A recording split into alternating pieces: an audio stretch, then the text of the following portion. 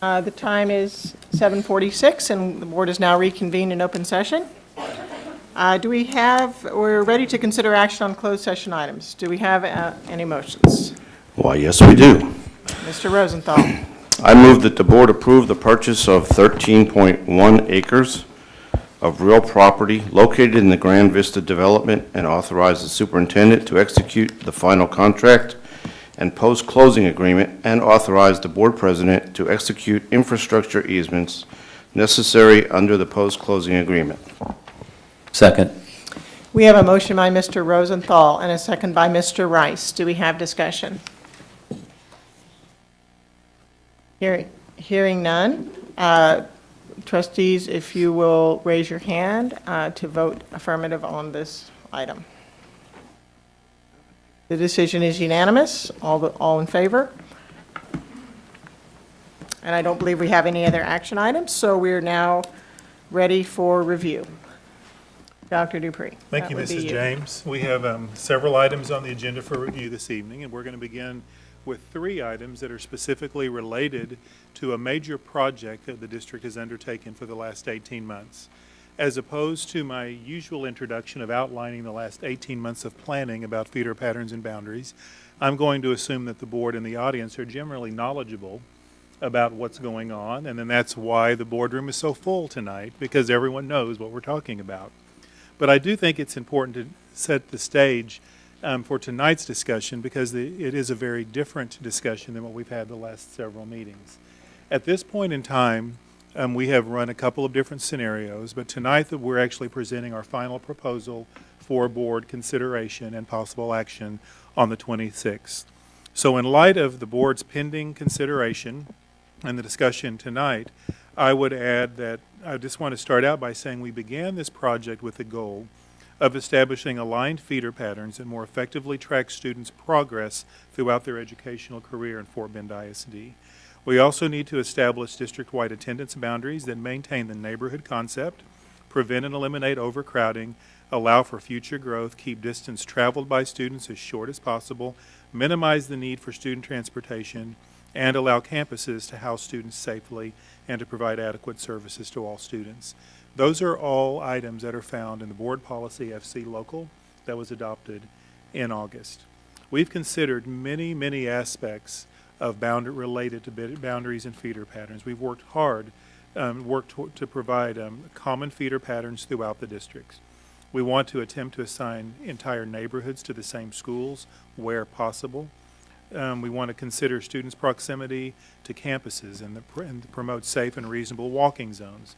We want to minimize the number of repeated attendance area changes over a particular time. That's one of the major issues we focused on, is providing a plan that will stand the test of time. Tonight, we're actually going to present 3 different items to the board. One is the actual district-wide feeder pattern and boundary plan, which is a very comprehensive plan. We're also going to present under a separate item new boundaries for, I believe, 43 schools, because ultimately the alignment of feeder patterns is rooted in school boundaries. So that's the specific action the board would be taking, is to approve those boundaries. And finally, there's a transition plan that identifies which students move and when they move to their new school when direct boundaries are zoned. And we've asked the board to consider a policy related to that that would then identify that would memorialize that today and into the future. So we've been talking about this for a very long time, and tonight we're presenting the final information. Beth Martinez is going to conduct the presentation this evening in tandem with some consultants that she'll introduce. But as we get there, I just feel like I need to say a couple of things, because tonight's report is very different than what you've seen before. We're not going to get into the weeds with maps and a lot of boundaries and details tonight. We're going to present a high-level overview, because that's where we are. The board in this community has spent a great deal of time talking about details, detailed neighborhoods, streets, where lines should be drawn. Every bit of that has been taken into full consideration. And so tonight we want to rise up to the governance level and ask the board to consider the plan in its entirety. I also want to point out that we have undertaken a process that, to my understanding, has never been performed in Fort Bend ISD. And it's my guess it's performed very rarely in other school districts as well. It's very comprehensive, very rare that you would undertake considering feeder pattern alignment for an entire school district, especially a district of our size. But it's the first step, though, toward aligning these things and to setting up a system that will enable us to maintain them over time. We know, without a doubt, the information is not going to be well loved by members of our community. We've heard that throughout the process. We're never going to please everyone with any decision that we make. But we've been through a very rigorous, robust, very engaging process, and I feel very good about where we are.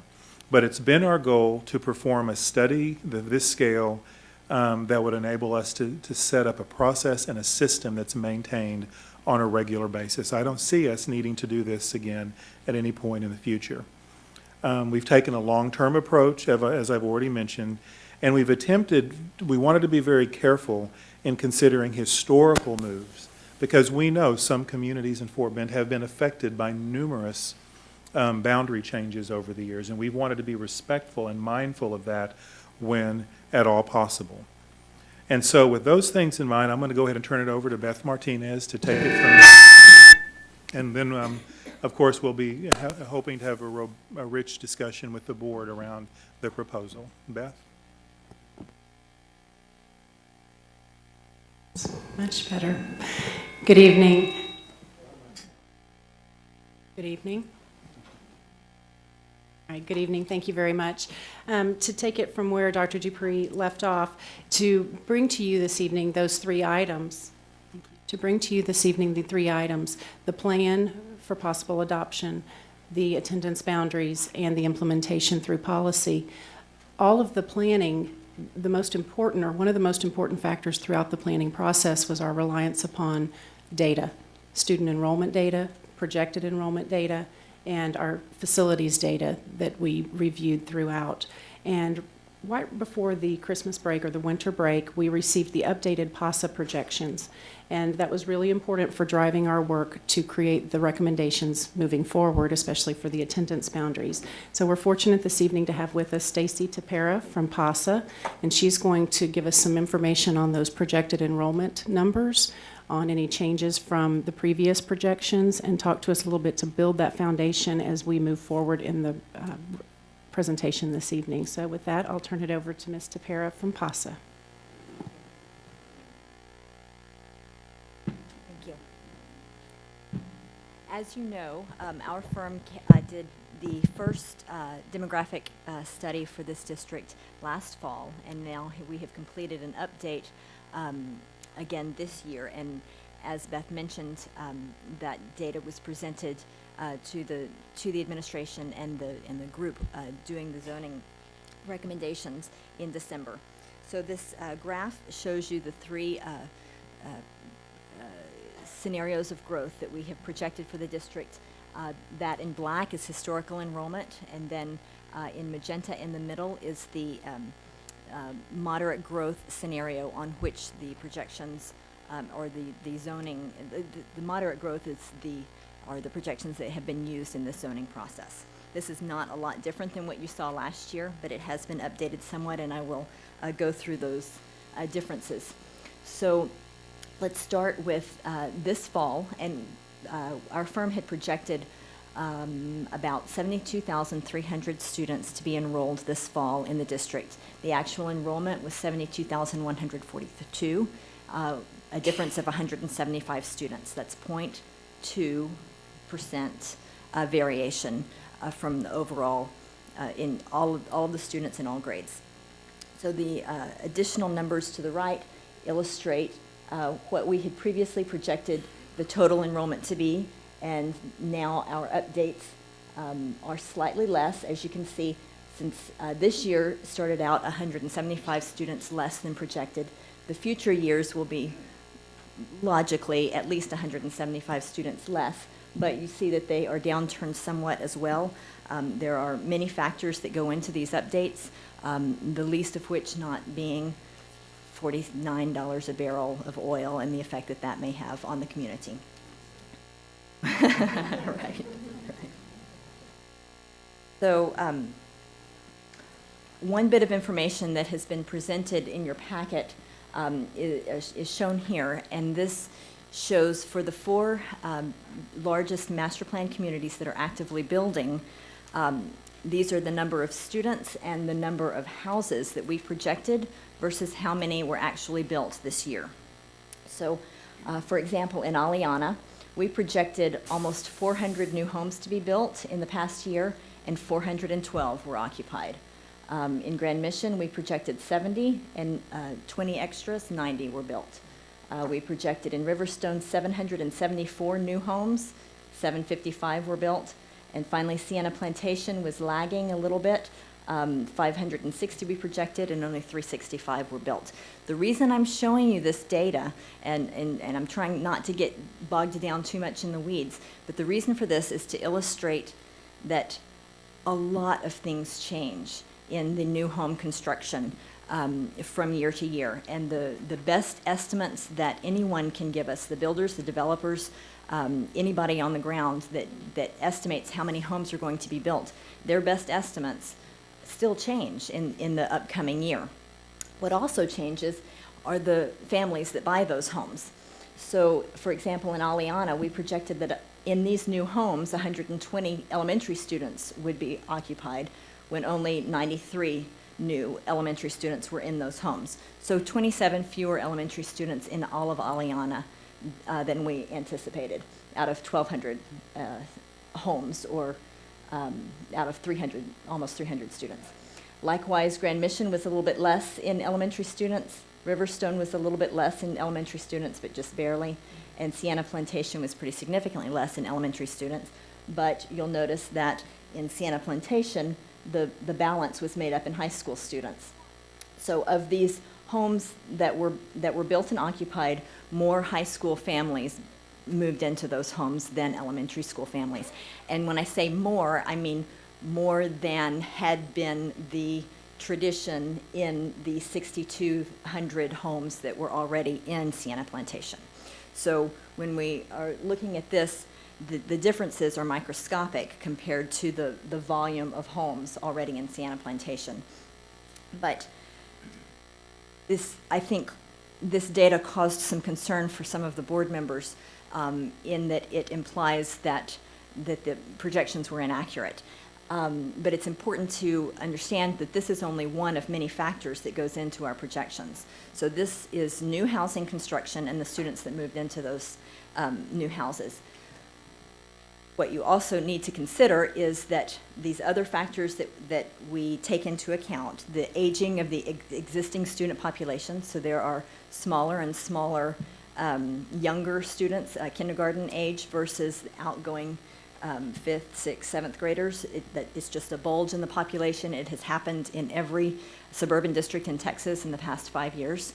So the aging of the existing student population, the trends that we see of families with children moving into and out of existing homes, so not new construction, and then, of course, economic trends like the price of oil.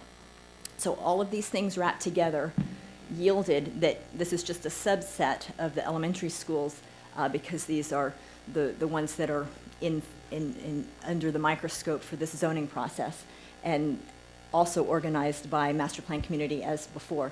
So Oakland Elementary, which is the Aliana development, overall the actual enrollment or the actual resident students that live within Aliana this fall was 1,329 compared to our projections of 1,385, so a difference of 56 students. So yes, our projections were over in Oakland by 56 students, but the difference is not as dramatic as one might have thought looking at just the new housing construction. For example, in Sienna Plantation, when there was a huge decline in the homes being sold to elementary students, you see that the projections were very, very close to those enrollments in the schools within Sienna Plantation. So overall, the question is, how did these projections affect the zoning recommendations? Because the administration, the committee, the public had all of this input all fall in developing these zoning recommendations, and then PASA comes in December and gives them new numbers. And so what's the effect? What has changed? The short answer is basically nothing. There is no significant effect. So I told you that Oakland was overprojected by 56 students, but when you look at the splitting of Oakland with the opening of 46, then our projections for next fall have changed by 45 students and by 18 students in those two schools. And so in some, that's negligible in the overall planning of attendance zones, particularly looking at the long term. So even long term, our projections are not changing all that dramatically compared to what all of the data that you saw last fall. And likewise, the opening of elementary 46, while it may open slightly underutilized, this happens in every high-growth district that we work for in the state. And that is in a high-growth area, when you open a new school where a lot of new construction, a lot of growth is happening, you absolutely cannot fill it up to 95% the first year, because the next year it will be overcrowded, and the third year you'll have to move some kids out. And so that's exactly the situation here. In the plan is that by parceling off part of Oakland to elementary 46, buys Oakland some space for a few years, and then later in a few years, when Oakland continues to grow, additional different neighborhoods can be pulled off of Oakland to yet another elementary school, should that come to pass in the future. So, and likewise, the projections as they compared to last year's projections in the Riverstone area for 2016, which is when elementary 47 would open, did not change significantly enough to need to change any of the zoning recommendations. So with that, I can take any questions, and I will pass this back over to Beth to continue her presentation. Oopsie. Got too close. Does anyone have any questions? Mr. Rosenthal. Yes, ma'am. Stacy, do you know what the capacity of 46, elementary 46 is supposed to be when it opens? Yes, sir, Mr. Rosenthal, we're building that for 850 students. Okay. So we're going to open about 75% then, something like that. Somewhere like that, right? Somewhere in that neighborhood? Okay. Yes, sir, 75%. Close? Okay. And then, as you received I know you received my email through Max, I still have some concerns about those 4 major growth areas. And really, when you look at those as a whole, at least the elementary population, the predicted versus the actual was significantly off. And so my concern looking ahead is, here we are looking at building elementary 49 in Harvest Green.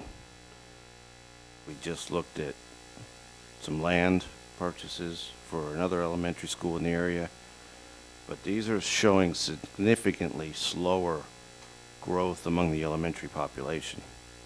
And so I guess I disagree with your assessment, and I say there's some major changes that may have happened over the past year. And I guess I'd like to ask, what do you think contributed to that? Do you think it's just people moving around the district? Or, why do you think people are moving into this district with a lot fewer younger kids? And then I have one more when you're done with that. Okay, so there are several issues in there, and if I get sidetracked, you can bring me back onto task. But,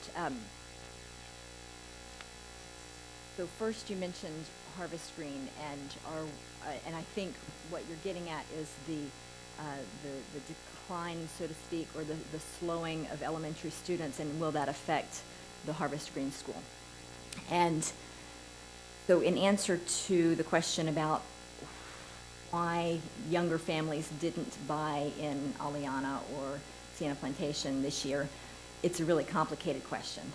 One of the major factors is what's happening at the time with mortgage rates, and how easy is it for young families with young children to get a mortgage.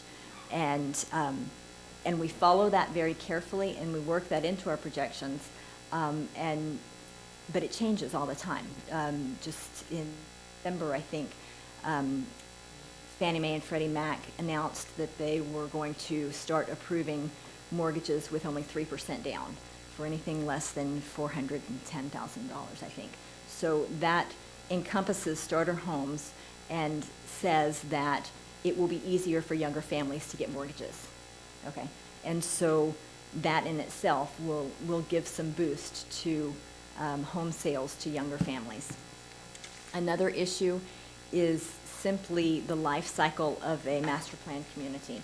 So we find that in every master plan community that we work with, in every district across Texas, the number of students that live there starts out very small. The ratio of students in the first 100, 500, 1,000 homes that are sold, more empty nesters buy homes in those new subdivisions or master plan communities, new neighborhoods.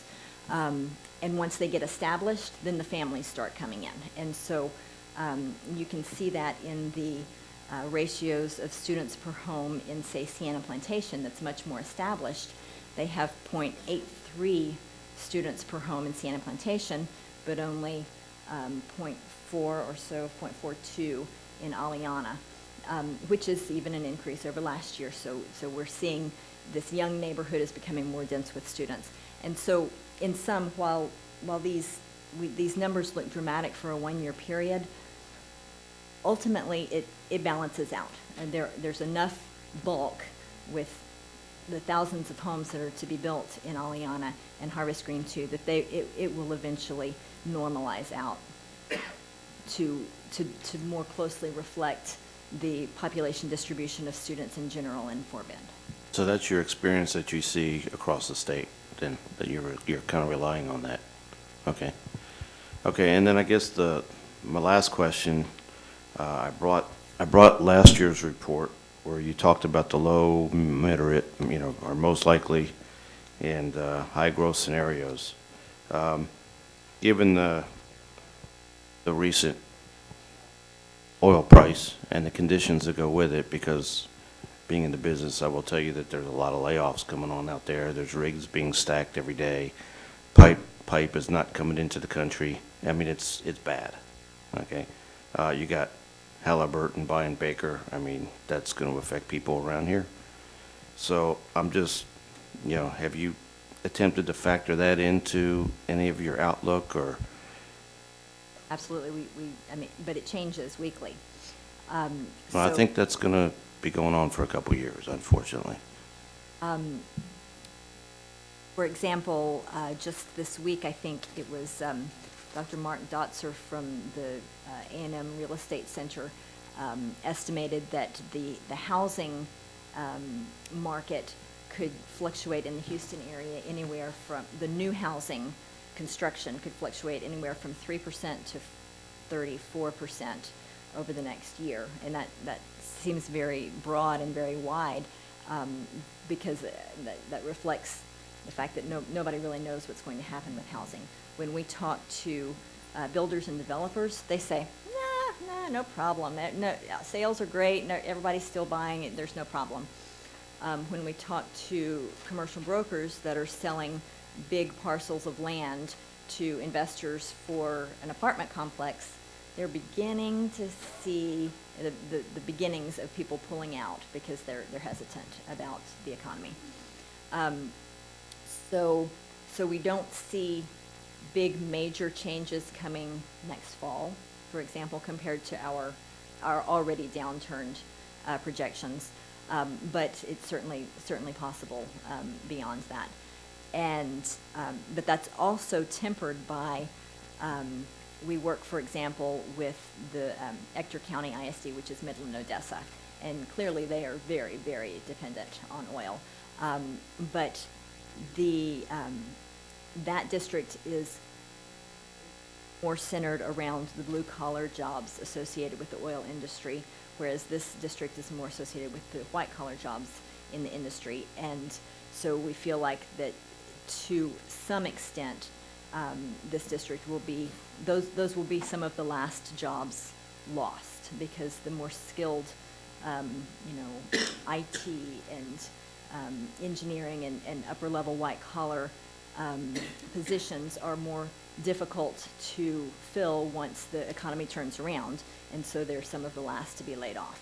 So that's not to say this district won't feel the impact. I just don't believe that they will feel the impact as immediately and as dramatically as someone like Midland, Odessa.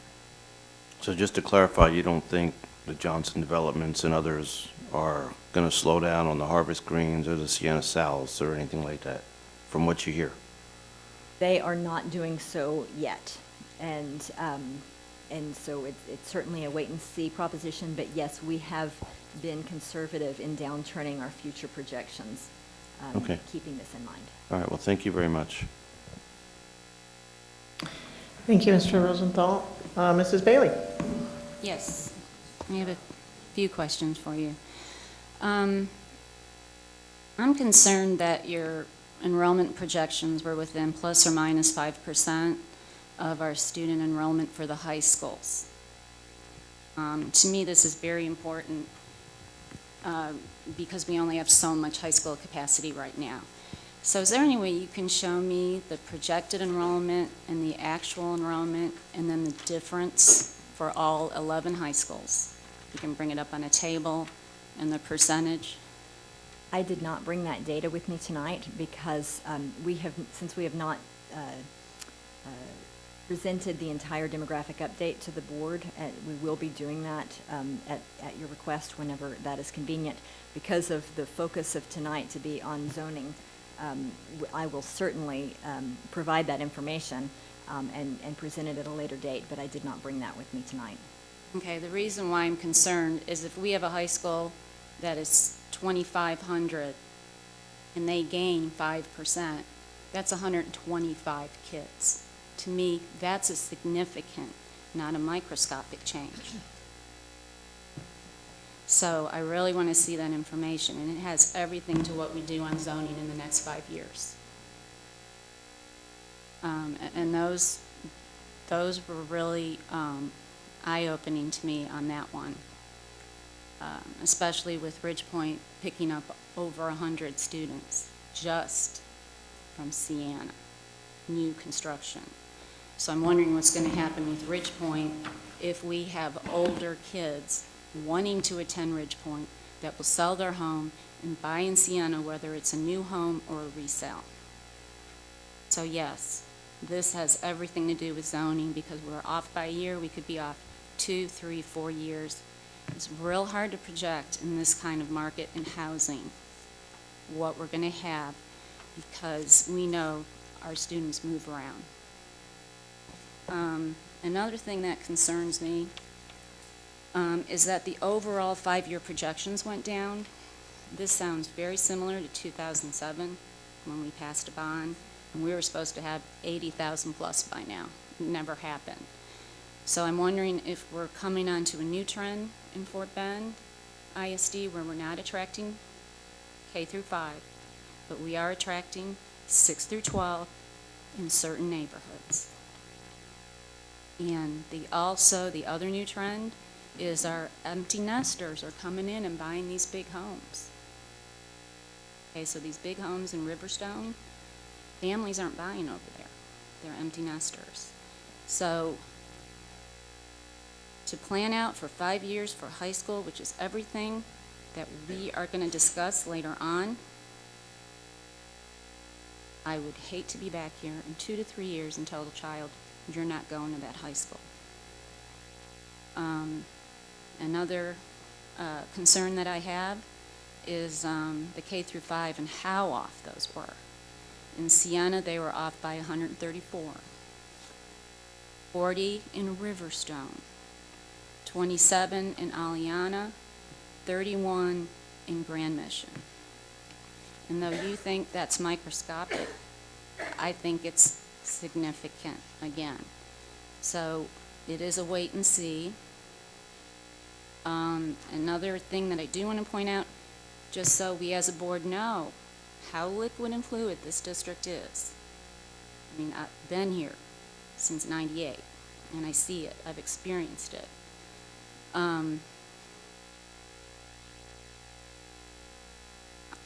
I feel that we're going to be gaining a lot more older kids than we do younger kids. And I just kind of wonder if we're just kind of maxing out. So this, we need to be careful here. So again, we don't have our updated passive projections. The ones that we did have last year, and I'm not blaming you, I'm making comments, because Fort Bend ISD is new to you. The steering committee recommended additions for Palmer, First Colony, and Oyster Creek. Sugar Mill, already we know we don't need them. Those were in the bond that was just passed. So again, how important this is in our planning, how important this is on what the board decides to what to do tonight. But I really want to see those high schools. Okay? Certainly do not want to zone a kid out of a high school when they had capacity there. And I know it's very hard to project out of 2 years, especially in a district like Fort Bend ISD. It's unique. Very unique. So it was very eye-rolling, I guess. Like I said, I'm really concerned about the high schools and seeing where the growth was, where the growth was off. And because we don't have a lot of room out west for those high schools for the student, though we do have a lot of room east. Anyway, thank you. Thank you, Mrs. Bailey. Do other people have questions? I have a question. Mr. Rice, I didn't see your, go ahead, Mr. Rice. Yes, I have a question. I'm just curious because I know in 2010, we had a little dip in our student enrollment. And then we suffered from kind of a slow growth for a couple of years, and then suddenly it ramped up sharply, I think, in 13, 14.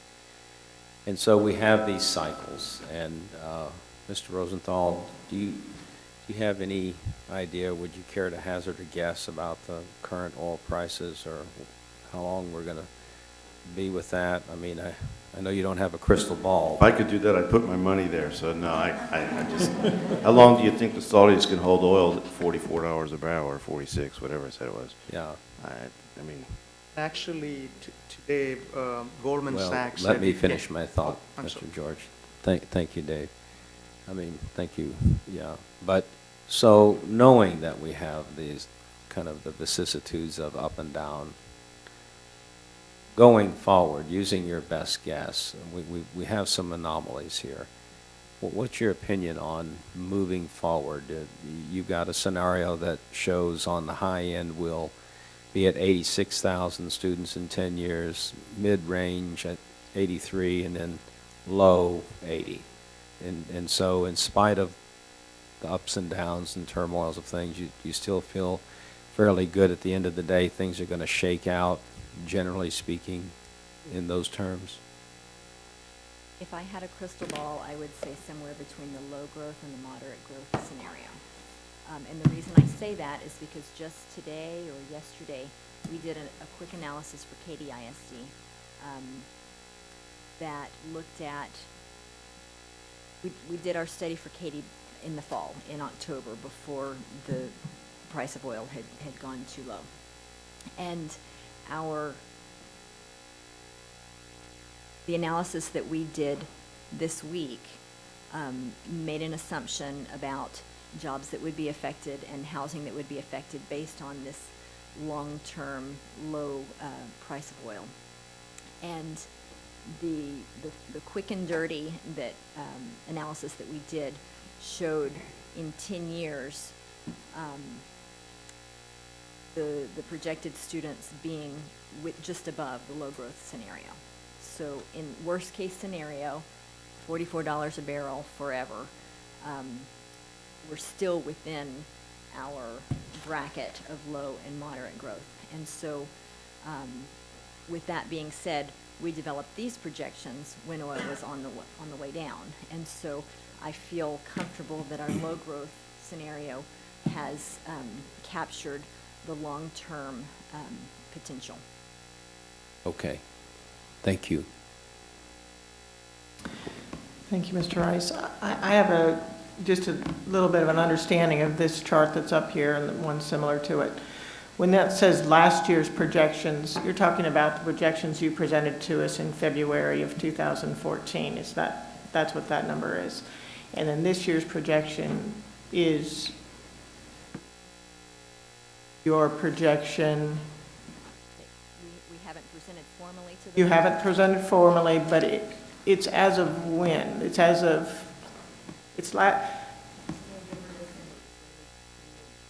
so it's not an actual number. It's a projection of what point in time is what I'm getting at.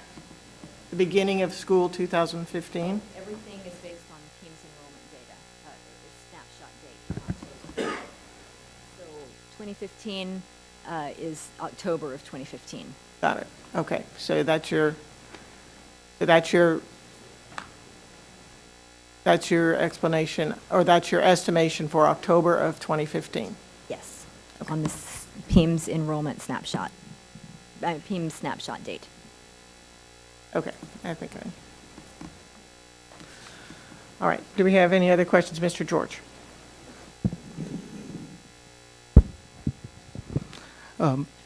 One question I have is, along with my colleagues, talking about these projections, so by 2024, 80,914 conservative number.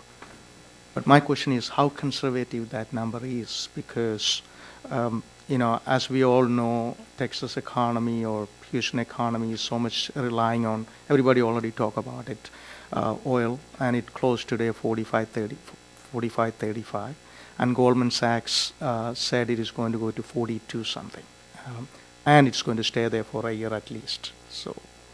So that is, again, we are planning, and just Ms. Bailey said, I don't know, it is a repetition of 2007 or maybe in a different form. So when we talk about conservative number, I'm just concerned how conservative we are. I mean, do you have any? I don't know exactly how to answer that. I could say that it's likely that an update next fall will be more conservative. I also can say that in general, the reason that you have, in this zoning process, have only been looking at 5 years out is because anything beyond 5 years, we just consider benchmark data. It's just our best estimate, but there is no crystal ball. So it's conservative. The low growth scenario is conservative, but it could perhaps be downturned with the continued low price of oil in the future. Okay, thank you. Okay, any other questions? Thank you very much, Dr. Tapero. We appreciate you being here very much. Back to Ms. Martinez. All right, thank you, and thank you, Stacy, very much for your update, and board members for your questions. Moving forward, I would like to provide information to you this evening on the district-wide feeder pattern and boundary plan. The comprehensive plan that's been referred to, and you all have a copy of in your board packet, will also be posted onto the planning for our future portion of the district's website following this evening's meeting by tomorrow, probably midday, so that the community members, you will have access to the specific information that we're referring to this evening as we go through our high-level overview. Not only will the plan be posted, but also some accompanying documents as well.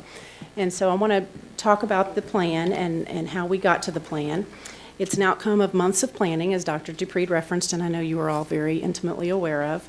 Lots of engagement with the community on multiple occasions, data, projected data, updated data, and our capacity work, again, along with that community engagement, all grounded in or at the direction of the board's policy FC Local, as we engaged with the community to develop the recommendations moving forward and included in the plan. The plan definitely serves as a framework for our current and future planning. It is not something that we're presenting to the board or recommending to the board to adopt and approve all of the components and aspects of the plan. It is a plan that will serve as a framework, similar to the facilities master plan that we brought to you back in April of 2014, asking you to adopt the plan as a guide moving forward. It will be a living document, one that we will be able to update based on community engagement moving forward in the future, based on updated demographic information, based on our attendance boundary recommendations and things that may change in the future as we update and move forward here in Fort Bend. It is inclusive of the recommendations that we'll be making to you, and I'll be explaining a little bit later this evening, and tells the story about the community engagement process and gives some information as well about our academic programs and the implementation plan moving forward. Within the plan, we cover future considerations, and these include some theoretical possibilities, theoretical boundaries based on the projected enrollment that we have now. The recommendations that are included in the plan, though, are for 15-16, the fall of 15-16, and will include a continuous yearly review of our data and of our projections so that we can engage the community when necessary, as driven by policy FC Local, if changes or adjustments may need to be made in the attendance boundaries or in the feeder patterns as we are recommending them today. Our next steps for the district-wide feeder pattern and boundary plan is to provide some updated information to you on some of the pages where we talk about utilization of buildings and capacity and projected enrollment moving forward over the next 5 years. We were speaking or referring to data that was prior to the PASA update and included all implementation within the plan if it occurred today. And what we'll be able to update and provide to you all is based on the data implementing 15-16 and based on the implementation of new boundaries for elementary school 46, elementary school 47, and all of the boundary changes associated with the feeder pattern alignment. We'll also be updating our Planning for the Future website or webpage so that the community will have access to the details that you all have been able to review and we're referring to this evening. With that said, fairly high level on the plan and the components of the plan. Are there any questions or clarification that you would like? Do we have questions on the plan?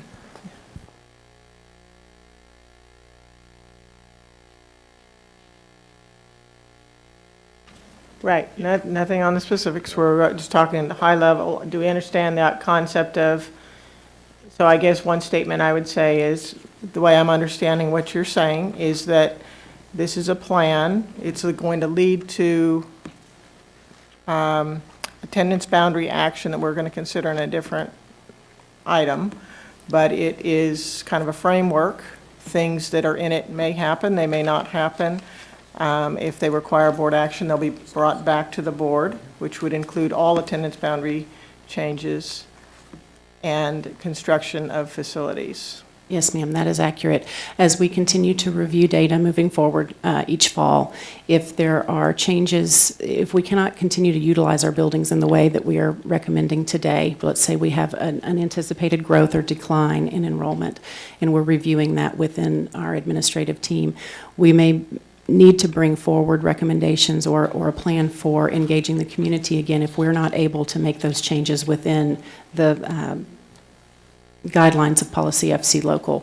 If we need to open a new school or change a boundary or close a school or anything of that nature, then we would need to follow the guidelines set forth in this plan and in FC Local to do that. And what we've looked at is the data that we have and the projected enrollment to put a plan together to say if we continue on this trajectory, if our enrollment data continues to follow the trends that we have received in our update now, then these are the theoretical boundaries that could be put into place, or the plans that we might follow, but not the recommendation. That would have to come back to the board as a recommendation, and it would also have to come back to the board if it's, let's say it's a boundary change or the opening of a new school, as you said, boundaries necessary for the opening of a new school would include that community engagement component outlined in FC Local, where we would have focus groups with the communities that would be impacted, and we would bring to you the feedback from the community along with the updated data to make those final recommendations. Okay. I think I understand that. Mrs. Tossan, do you have questions? Well, really, I just want to, so I just have a comment, I guess, and just to make sure that I'm understanding, because what you're saying is really pursuant to FC Local, because we have in policy that we're going to have annual enrollment review to be sure that the plans we put in place are actually something that we need to carry out from year to year. So this is not something new that you're presenting here about. We are going to have annual review Yes, of the ma'am. enrollment data and of the plans.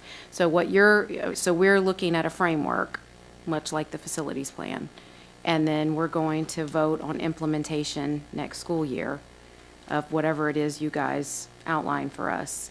And then we will look again at the next year, and provided that everything is as we think it's going to be, then we may proceed next year, depending on your recommendations for implementation.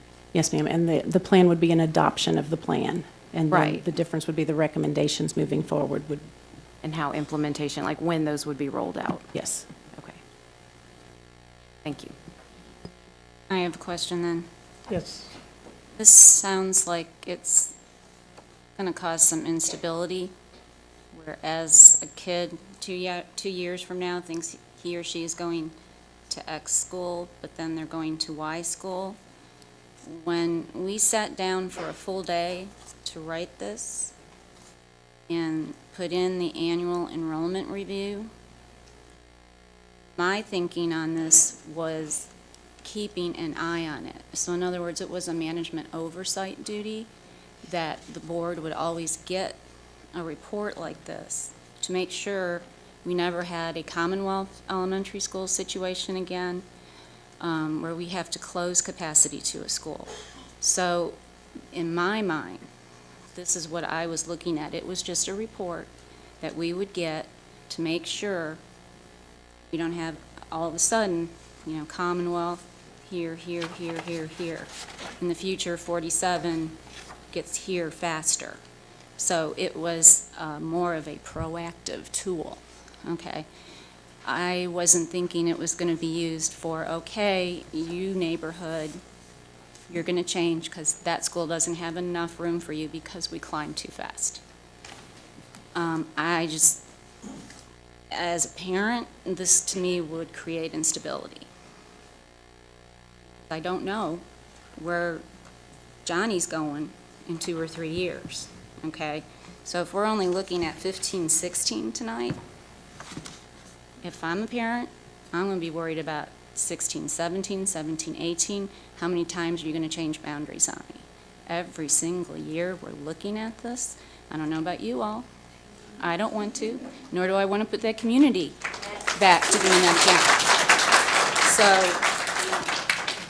So this is my interpretation.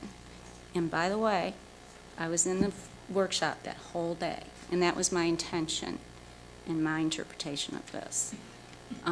So I would not want to perpetually zone kids, students, every year. I'll respond to that. Mrs. Bailey, we're in agreement, and your understanding of that section is our understanding. I think where we're having a minor miscommunication is that what we're asking you to approve tonight would be effective in the fall of 15-16. We're not suggesting that it would be effective only for that year. but that we're talking about, we're not going to ask the board to approve boundaries that wouldn't even be effective until 16, 17, or 17, 18, or 18, 19. We're simply asking the board, with knowledge that with school starting in August, we want the community to know in January where everyone will be going to school at beginning this August and moving forward.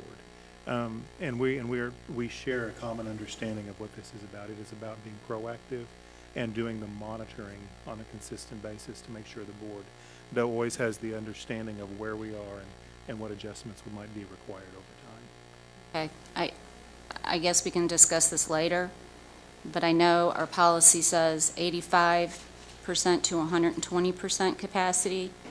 I, for one, do not want a high school, let alone an elementary school, go over 100% for too long.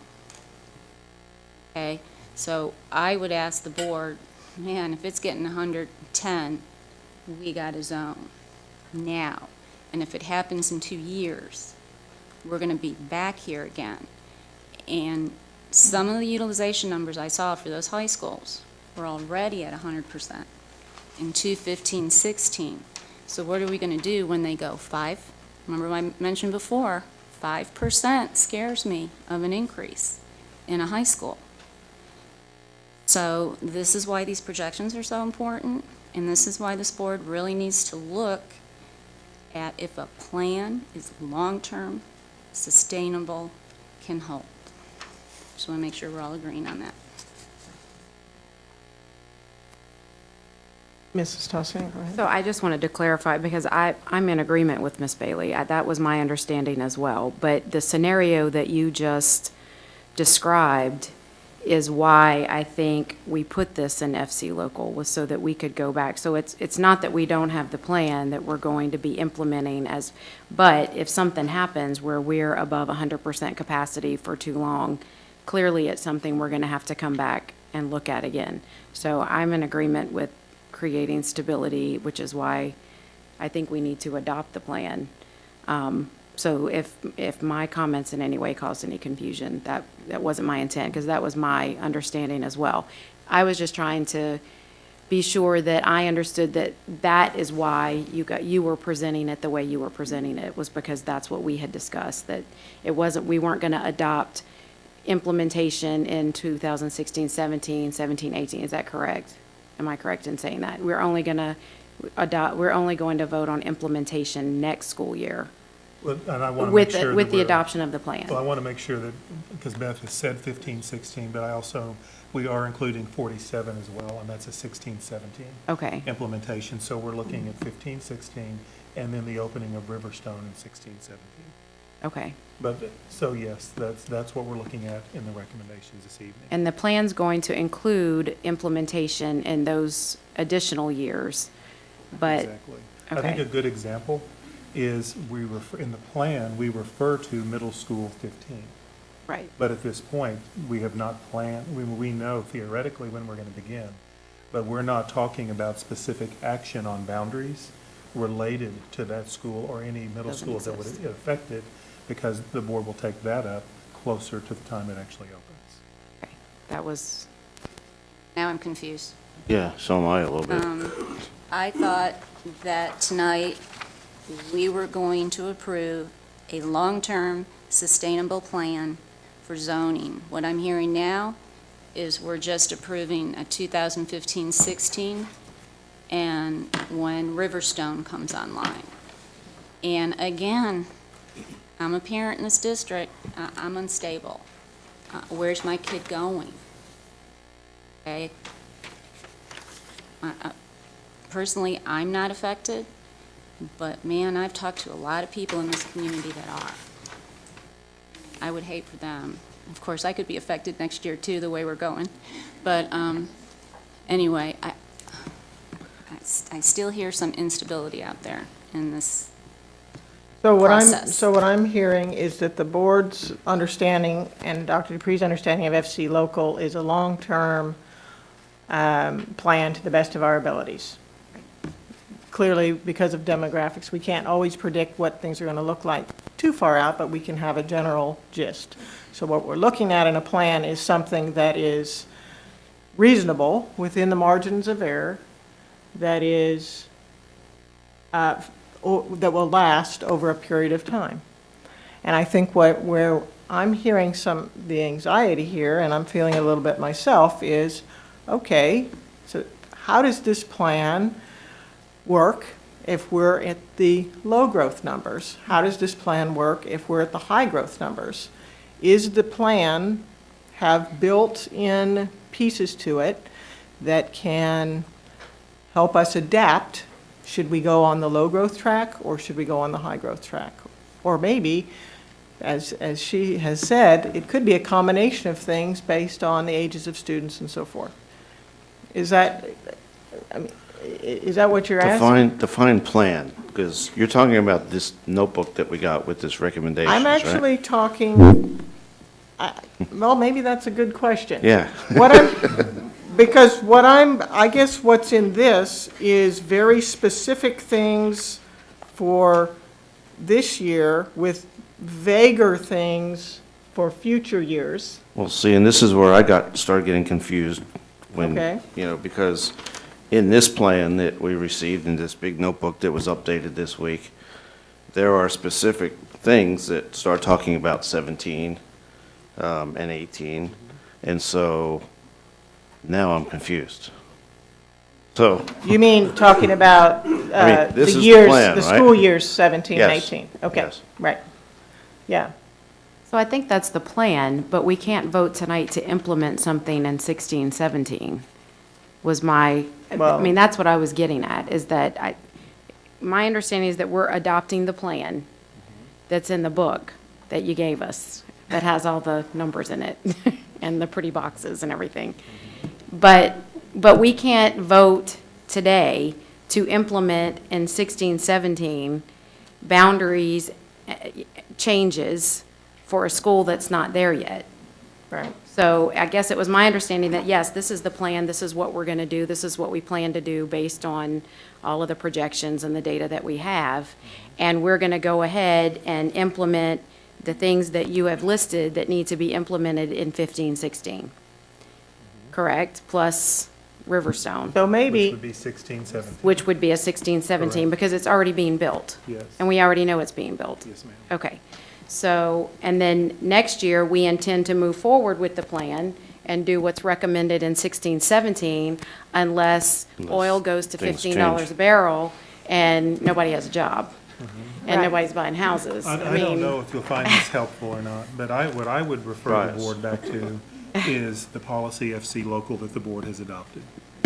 And I think, again, I'm going to go back to what Mrs. Bailey was saying earlier, because the purpose of the annual enrollment review is to determine, are we using our schools in an effective and efficient way?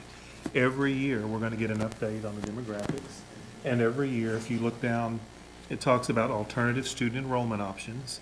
We will determine, does a building's utilization determine that we need to limit transfers, that we need to move programs, that we need to use temporary buildings or cap enrollment?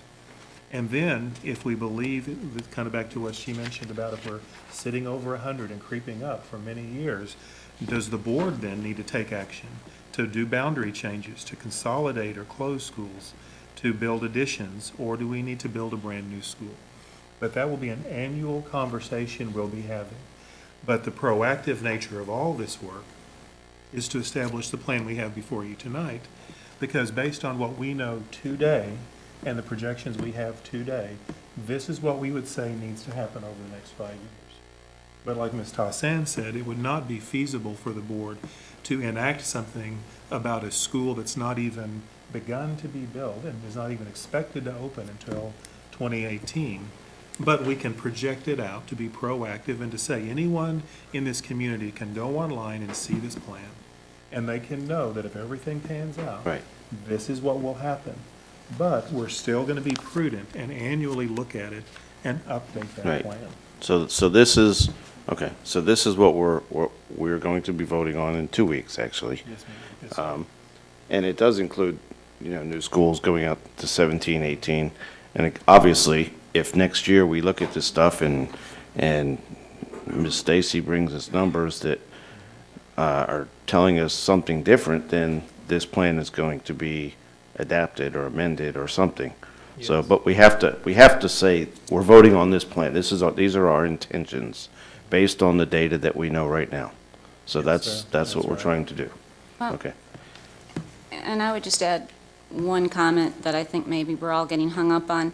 This district-wider, there's two things. There's boundaries with the opening a new school.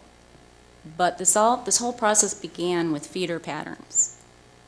Okay? And so feeder patterns, different than boundaries. I still can't get my head around why they're different.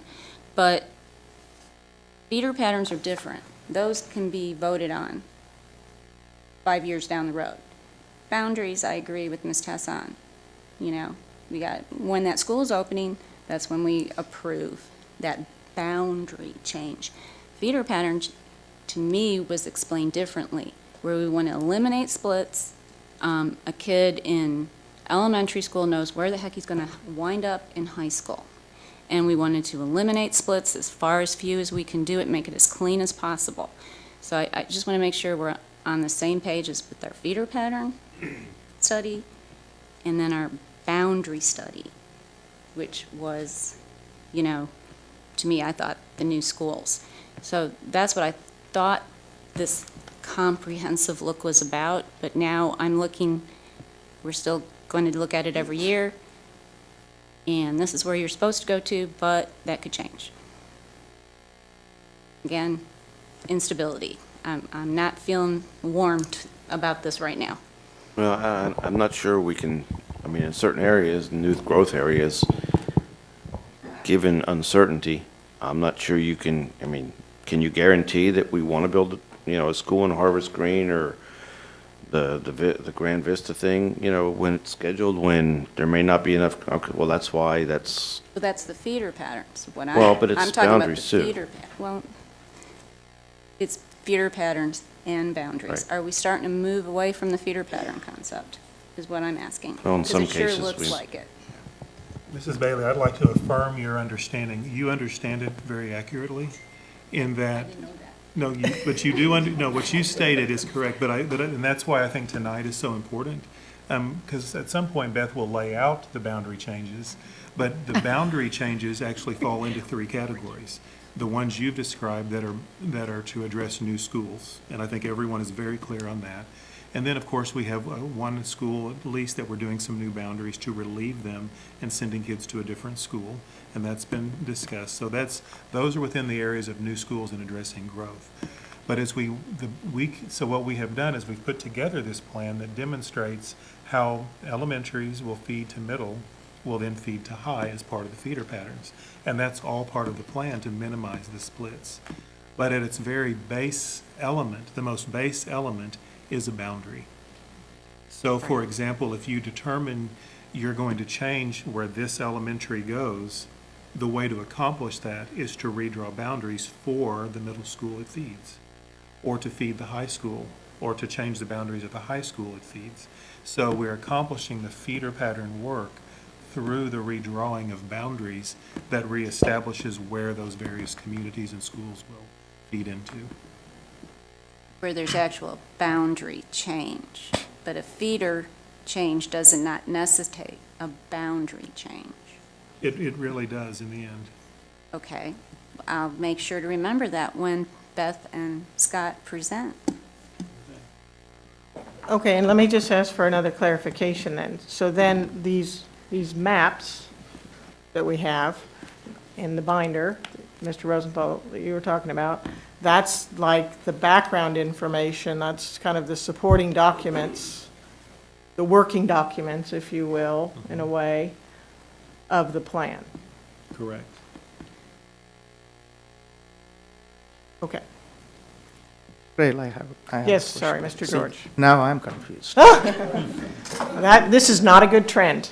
I came here the understanding that what's been given to us last week is going to be the blueprint, and like Mr. Hassan said, that's what I understood. And provided these numbers are, whatever the projected numbers, if they stay same, it's going to be the same plan of if there is some changes happen, the board eventually will be presented those changes and they approve it, and it's become, changes are going to happen if that happen. If there is no changes, I thought this is going to be the blueprint.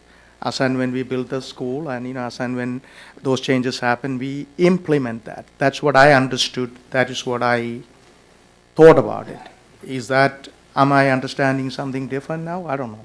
No, you're Right? correct. I think that's correct. So why we are confusing this? I don't understand that. I don't know, because I think a little bit is we're using some different terminology, But- and we're talking about the same thing, but some of us are using different words. So I think what you just described, I think, is accurate, and I think what Mrs. Bailey described is accurate. I think we might be speaking different languages, but we're all talking about the same thing. This is the essence of good communication. Let's get on with it, shall we? Yes, all right. I think we're ready to move on to the next step, right? Okay, thank you. One thing I neglected to do was introduce Scott Leopold to you all, reintroduce, he's here, and he's Scott Leopold. I know you've probably never seen him. He looks familiar. Yeah, I forgot to introduce him because he just feels like he should be sitting there. That's the guy with the bullseye on the back of his jacket? And you are all accurate in your perceptions and your understandings and misunderstandings, because this is like Dr. Dupree said, this has been a comprehensive, district-wide, very large project. And so there are many moving parts, the data and the projections, and there are things that we want to be able to accomplish in the short term to sustain us through the long term, while still being cognizant of not building a school in an area that may not need it based on difficulties with our economic situation. And so it's conservative yet forward-thinking, and encompasses all of the things that you all are hopeful for within FC Local, in that we do have a continuous conversation about our enrollment and our facilities, yet we're making plans today and making recommendations to you all that we anticipate taking us through the long haul. So moving forward, 2015 through 27 attendance boundaries, and I want to be real clear, that's attendance boundaries that are necessary for the opening of elementary school 46 in the fall of 15. Attendance boundary changes to relieve overutilization at the Schiff Elementary School, and boundary changes for aligning feeder patterns that we've been working on. And then the 16-17 boundary changes are for the implementation, or the opening, of elementary school 47. And I know Scott wanted to say something as you were asking about attendance boundaries. I just want to clarify real quick. In your notebook, in your binder, you'll see all those different maps. I think there's 43 of them. Those are associated with the boundary changes, not the plan. The plan is the narrative, the framework. And so those are the actual action item for the boundary changes. Does that make sense? Yes, okay, he actually misspoke. So this, I know, a lesson in communication. So this stack of maps that's clipped together is the stack of maps for the particular attendance boundary changes that we'll be considering at our next meeting. Okay? Not what's in there. What's in there is the background information. Part of it's old and part of it's background information to the plan. It's the framework.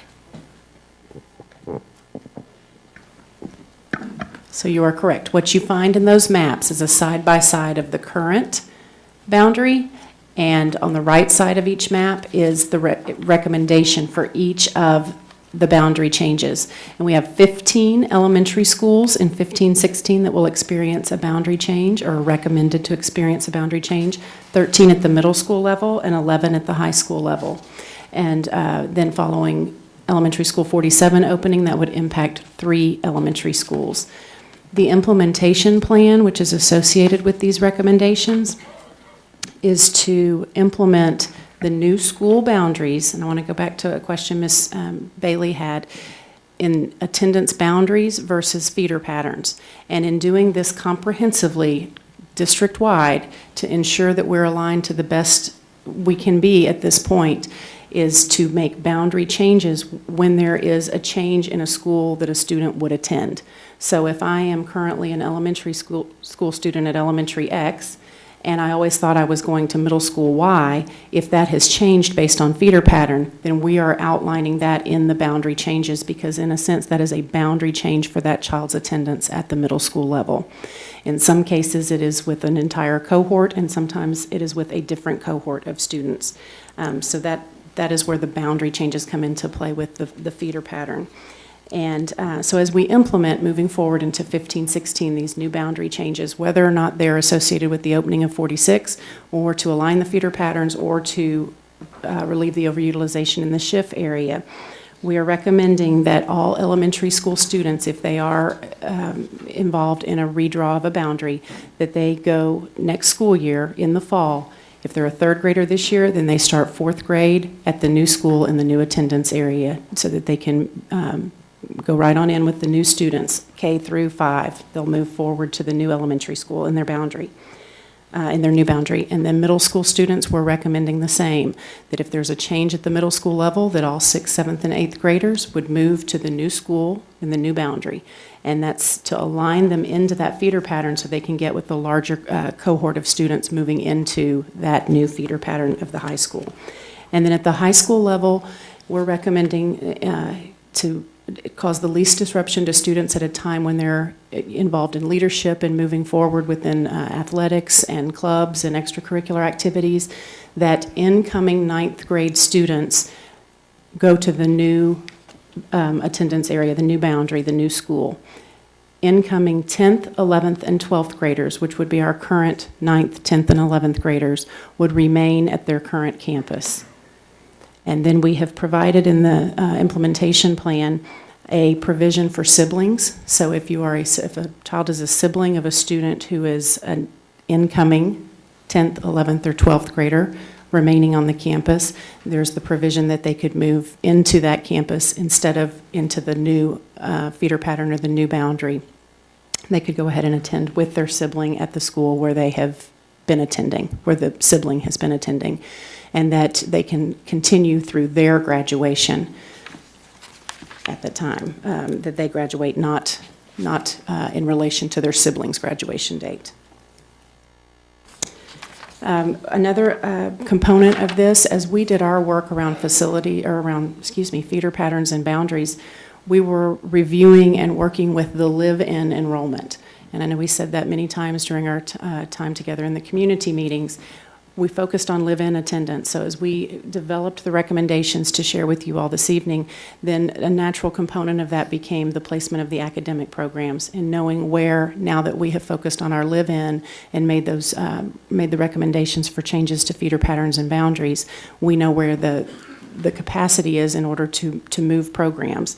And so I'm sharing with you this evening the changes to academic programs and the implementation of that, so that when a program is moved, an academic program at the high school level in particular, that we would move that a little bit differently than we're recommending implementing the student change to a new school. We're recommending that incoming 9th and 10th graders would move to the relocated campus where the program has been relocated, and those students who are incoming 11th and 12th graders would stay at their current campus.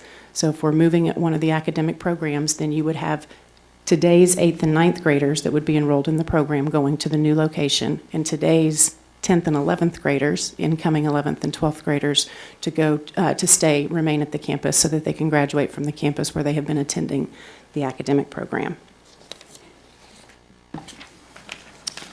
One of the goals of the feeder patterns was, as Ms. Bailey mentioned, to reduce the number of splits that we have in our feeder patterns now. And of course, this is a challenge because we have more high schools than we have middle schools at this time. So naturally, there are going to be some splits.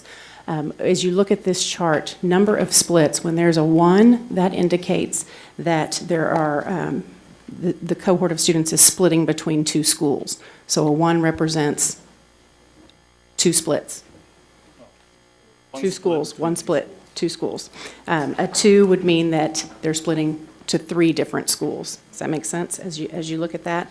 And so it's important to keep in mind that today we have 34 splits from elementary to middle school, and that's being reduced to 8 splits from elementary to middle school. And today, we have 16 splits from middle school to high school, and within these recommendations, that reduces that number to 7 splits. It's It's two. 2 splits into 3 pieces, I gotcha. So, of course, it's important to keep in mind that in the future, provided we stay on the trajectory that we're on in the master plan or in the feeder pattern and boundary plan, that we would be reducing these splits further as new middle schools come online or a new middle school comes online. We would be able to reduce that further. For example, when 15 opens, we would reduce a split possibly from First Colony down to that 1 split. All right, this information here shows you the capacity within the district and the utilization within the district in that blue, the top chart there, the one at the top, shows you by cluster. As we looked at our high school feeder patterns, and we looked at the geographic areas where we might impact utilization, especially the northwest portion. So you look at Austin, Bush, Kempner, and Travis. And we know that the enrollment today is at 97% utilization of those 4 schools combined in that cluster group. If we were to move forward without making any changes to the attendance lines there, then we would be at 104% utilization in 1920. And if we contained any attendance boundary changes within those 4 schools, we moved seats from one to another or students from one to another, we would not be impacting the utilization in any way in that area where we're expecting more of the growth. What we would need to do is move those students more central. So in order to get any increase in capacity within that area, you would need to move towards your Clements Dulles area for students to move into the next cluster of schools in order to impact that utilization. And so if you look at the bottom, the kind of lime green area there, you see that if the recommended attendance boundaries are approved, that the impact would be in that Austin, Bush, Kempner, Travis area from 97% utilization in the blue chart down to 87% utilization with the recommended attendance boundary changes. And then moving forward into 1920, it would decrease from the 104% if we didn't make any changes to enrollment or to our attendance boundaries down to 95% utilization. So it's kind of how to look at that.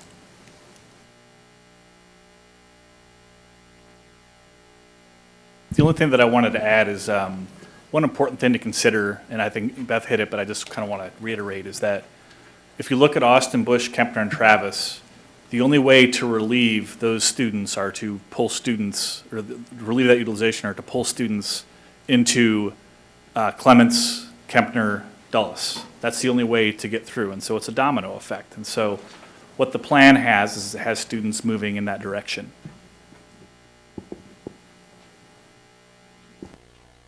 Mrs. Bailey has a question. Is it all right if we Yes. stop for a moment? Okay, go ahead, Mrs. Bailey. Okay, so keeping to that point, when I look at the utilization in 2019-20, we don't have a lot of room. We're up at 95% in 5 years, 94, 92.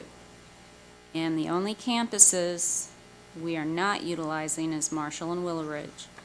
Hightower, we have a academic program there, which is why that's really actually closer to 100%. But that concerns me, especially the Austin, Bush, Kempner, Travis. We don't have a lot of utilization room up there, so we're going to have to come east sometime.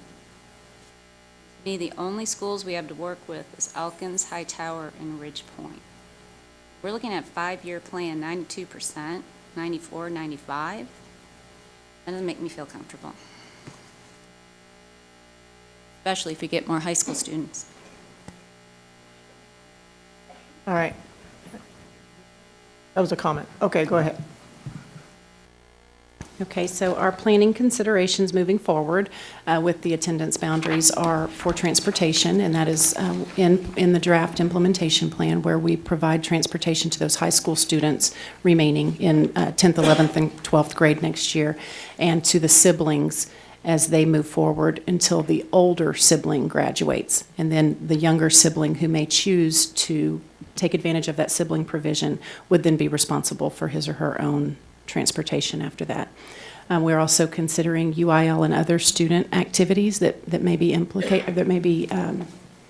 impacted in any way, and we do not foresee, after speaking with Philip O'Neill, particularly about the UIL standing in, until they do some rebalancing within UIL, we don't see that there will be any negative implication for our high schools with the change or the shift in enrollment over the next 3 years. And then staffing implications with the usual review of enrollment that we conduct every year, and gains and losses of our student population and gains and losses of teachers and moving within the district, and then the additional consideration of the academic programs, and that will have some staffing implications associated as well. Our next steps here, again, are updating the planning for a future portion of our district's website so the community can have the information and the maps, and then providing this information to the community during the 2 upcoming community information nights. We will have one scheduled for January 20th at Travis and one for January 21st at Elkins. Any questions about this portion? All right, do we have questions or comments? Mr. Burdine, you seem to be, you and your coconut seem to be very...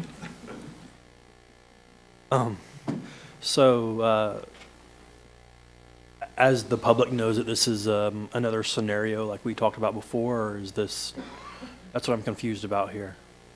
A very good question. In the beginning, we brought forward, I don't even think I want to call it a scenario at the time. We brought forward a plan, and through that time, we've had scenario A, scenario B. We had community feedback on A, took us to B. Community feedback on B kind of brought us here, because it's not the feedback in isolation, it's the feedback in alignment with the policy and in alignment with the data. So this recommendation, which is our recommendation, our best planning and best thinking and best work with PASA and the data moving forward, is a little bit in the middle. It gives us a plan to sustain us through the future. It also builds in incremental changes that may not be needed today, and so in respect of not making unnecessary changes to students and to their attendance areas, it gives us a plan that will take us through the foreseeable future across the district in the best way possible. So I asked for Dr. Dupree's input. It's not a scenario C, it is our recommendation. Well, and I do think, yes, I think that's what we have framed it as. At this point, it is a recommendation that is incorporated all of those aspects. But I think maybe Mr. Burdine would maybe leading to a little bit of confusion is we've not specifically laid out some of the features of the new scenario. So what I would suggest, Beth, is that maybe you look at page 10 of the plan and kind of talk through the rationale. And maybe Scott can want to help you with that on the major themes that emerge, because I know that's what many of the community members would like to hear. And also we probably need to fill in a bit about the academic program aspect as well. On page, something about the top of page 11.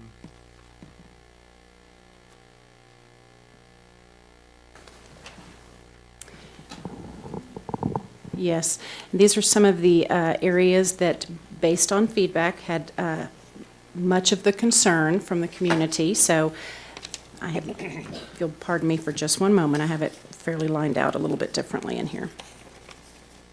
You wanna...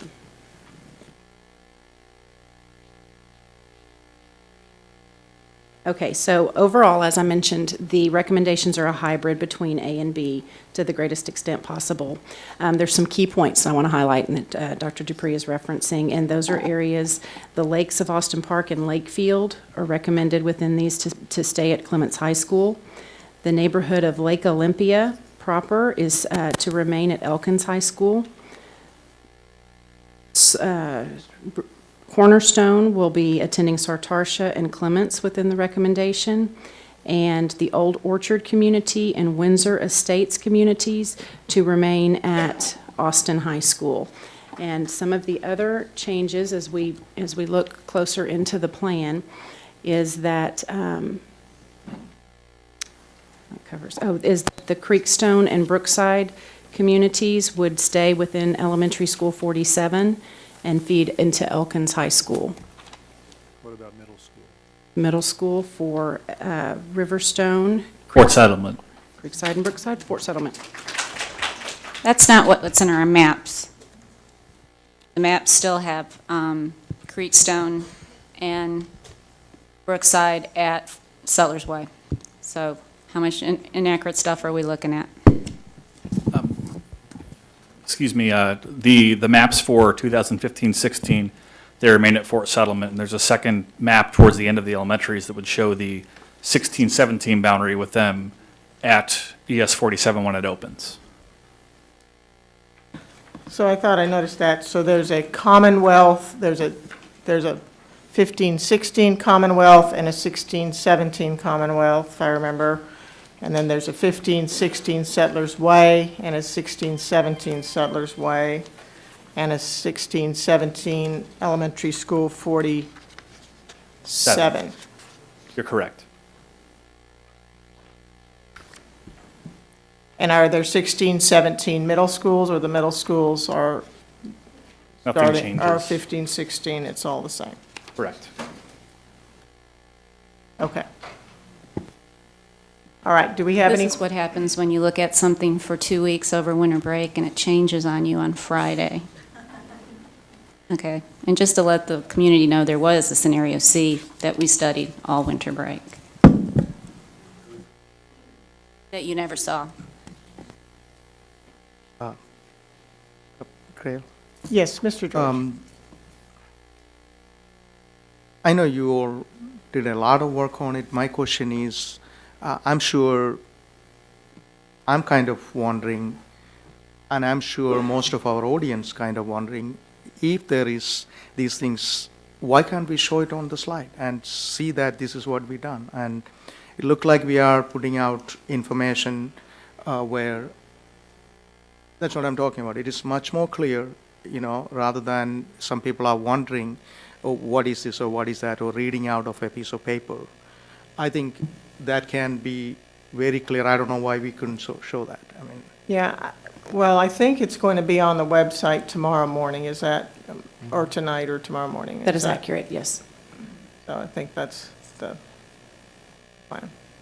I think, Mr. George, I think it's in the interest of everybody's time that we don't sit here and go through all the intricate details on 43 different maps. and also the special programs we have, there's a vague mention of there are changes to those programs, or locations are going to be changed. I don't know how many people understand what that changes is or it look like. I hope it is, if you are clear, if you could explain that very clearly, and I'm not only me, I mean, you know, others can get an idea what kind of changes we are proposing. And there's a lot of people came here to, you know, understand these things, and, you know, so I greatly appreciate if you could get into a little bit. You don't have to go into all the details, but just to get an idea what does that changes look like. Absolutely, thank you. So the proposed or the recommended changes for the academic programs are for the Global Studies Academy to move to Travis High School. And if you'll remember, I mentioned previously about the implementation of a programmatic change.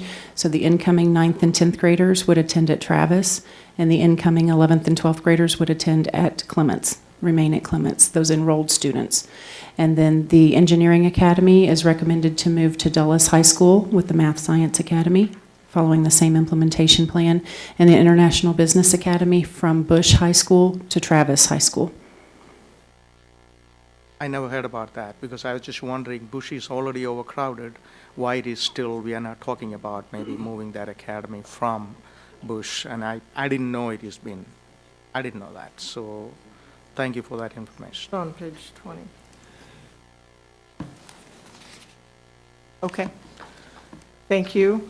Do we have any questions or comments about that? Mr. Burdine? So in simpler terms here, you know, reviewing these different scenarios over the break, I had a moment of clarity in how I was understanding things. And when we wrote policy, we designed it in a specific way so these types of decisions would be easy. And I know we've been presented with several different plans. scenario A, to me, made the most sense in several different ways. One was, of course, our policy. Beating up the same thing here, but if the case our economy does falter, okay, I think it's building utilization is key, right? We need to get this right. The shift from the west to the east to properly utilize our building was something that really struck my interest and is crucial. I just think it makes the most sense. I just think that scenario A is the best fit for our district for long-term planning, building utilization, and hedging our bet, so to speak, as far as economy is concerned. All right, Mrs. Bailey? Well, I also want to reiterate, the importance of following board policy on the attendance areas. We did spend a lot of time developing this policy, a whole day, and I think that our decision principles provide clear guidelines that should be applied consistently every single school throughout the district. The policy also promotes a process that is data-driven and seeks district-wide feedback. It's not a process that is emotionally driven, which when I do go back and read those comments Beth just read, a lot of that is emotion. So I agree with Jason. I think that scenario A complies with all of our principles. It has the fewest splits, the cleanest feeders. It's also long-term sustainable. I would feel good about approving that. But I would be open to keeping Lake Olympia at Elkins. They are closer. However, they're all closer. We also know Elkins has the capacity. We also know Lake Olympia is split out. It's built out, so we know it's coming in. But I would route them through Quail Valley Middle School. So we keep that feed, clean. And Lake Olympia is at 100% capacity. So it also reduces Lake Olympia Middle School population. And I'm with Jason. I support A with that change. I don't support the current. All right, Mr. Rosenthal? I would agree. I like the new recommendation. It is very similar to A with a couple tweaks. One I like, which is the Lake Olympia. And I actually would like to explore that other little twist in there with the Quail Valley, because it does reduce Lake Olympia. You look at those numbers and it's over 100%. One of the concern, my other concern that I guess I'm not happy about with this one, it's not a. I'd like for us to discuss it a little more and to reconsider it, and it doesn't do any good for me. It doesn't help me. In fact, it probably hurts me personally because I have friends that live there. But the whole poster child when Mr. Richter explained the idea of a feeder pattern, the poster child of that was the Austin Parkway feeder, where you've got any student that's going to Austin Parkway is going to end up at Elkins. And for some reason, we took that apart. And that would involve putting the lake field and the lakes of Austin Park back into that feeder to Elkins. Because as Mrs. Bailey pointed out, there is some stress on Clements. They've already got a series of T-shacks. And I know I've heard that, it was a minimal number of students, but, that's also somewhat of an, aging area that could be replenished with high school students as people may choose to move out.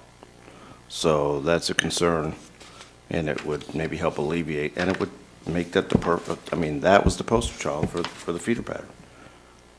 So, that kind of violates the policy. As far as distance goes, I think it's a wash. I know when you presented that a month or so ago, you kind of checked off, it complies with minimal distance, but I really think when you look at, the middle of that area versus the middle of the other area, I think it's a wash.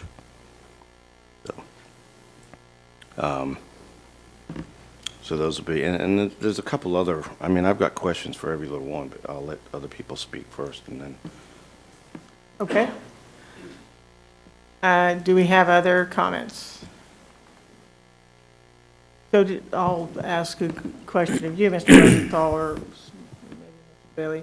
So of the scenario A included the Cornerstone, help me here, but included the Cornerstone Telfair Group to Kempner. It already had Old Orchard and Windsor Estates at Austin. Cornerstone to Clements. Sorry. Cornerstone to Clements. They were at Kempner. Old Orchard was at Austin. So it's only this Lakes of Austin Park. That was, For the most part. That was in A. That was in A, right, and taken out for this one. Right, and I'm okay with all that. So again, that's the only thing and again, it's not a deal killer, Right, but right. if you can keep people together and alleviate a little pressure, Right, and Again- so what you're saying, or what I think I'm hearing, and maybe I heard this from Mr. Burdine too, is that scenario A had less splits. right. this would be one less, This would be I one, believe. that's all right, go ahead. How many less? It be would one less. eliminate 2 if we explored moving Lake Olympia Right. through Quail Valley Middle School. In First Colony, you would eliminate a split until, well, we've got shift students over at First Colony right now, which we love you, by the way. Okay, but because it would eliminate a middle school split then, Yes. because Palmer is the only, part of that little bit of Palmer is the only part that goes to Lake Olympia. Right. So, okay, so that's an addendum or addition to scenario A.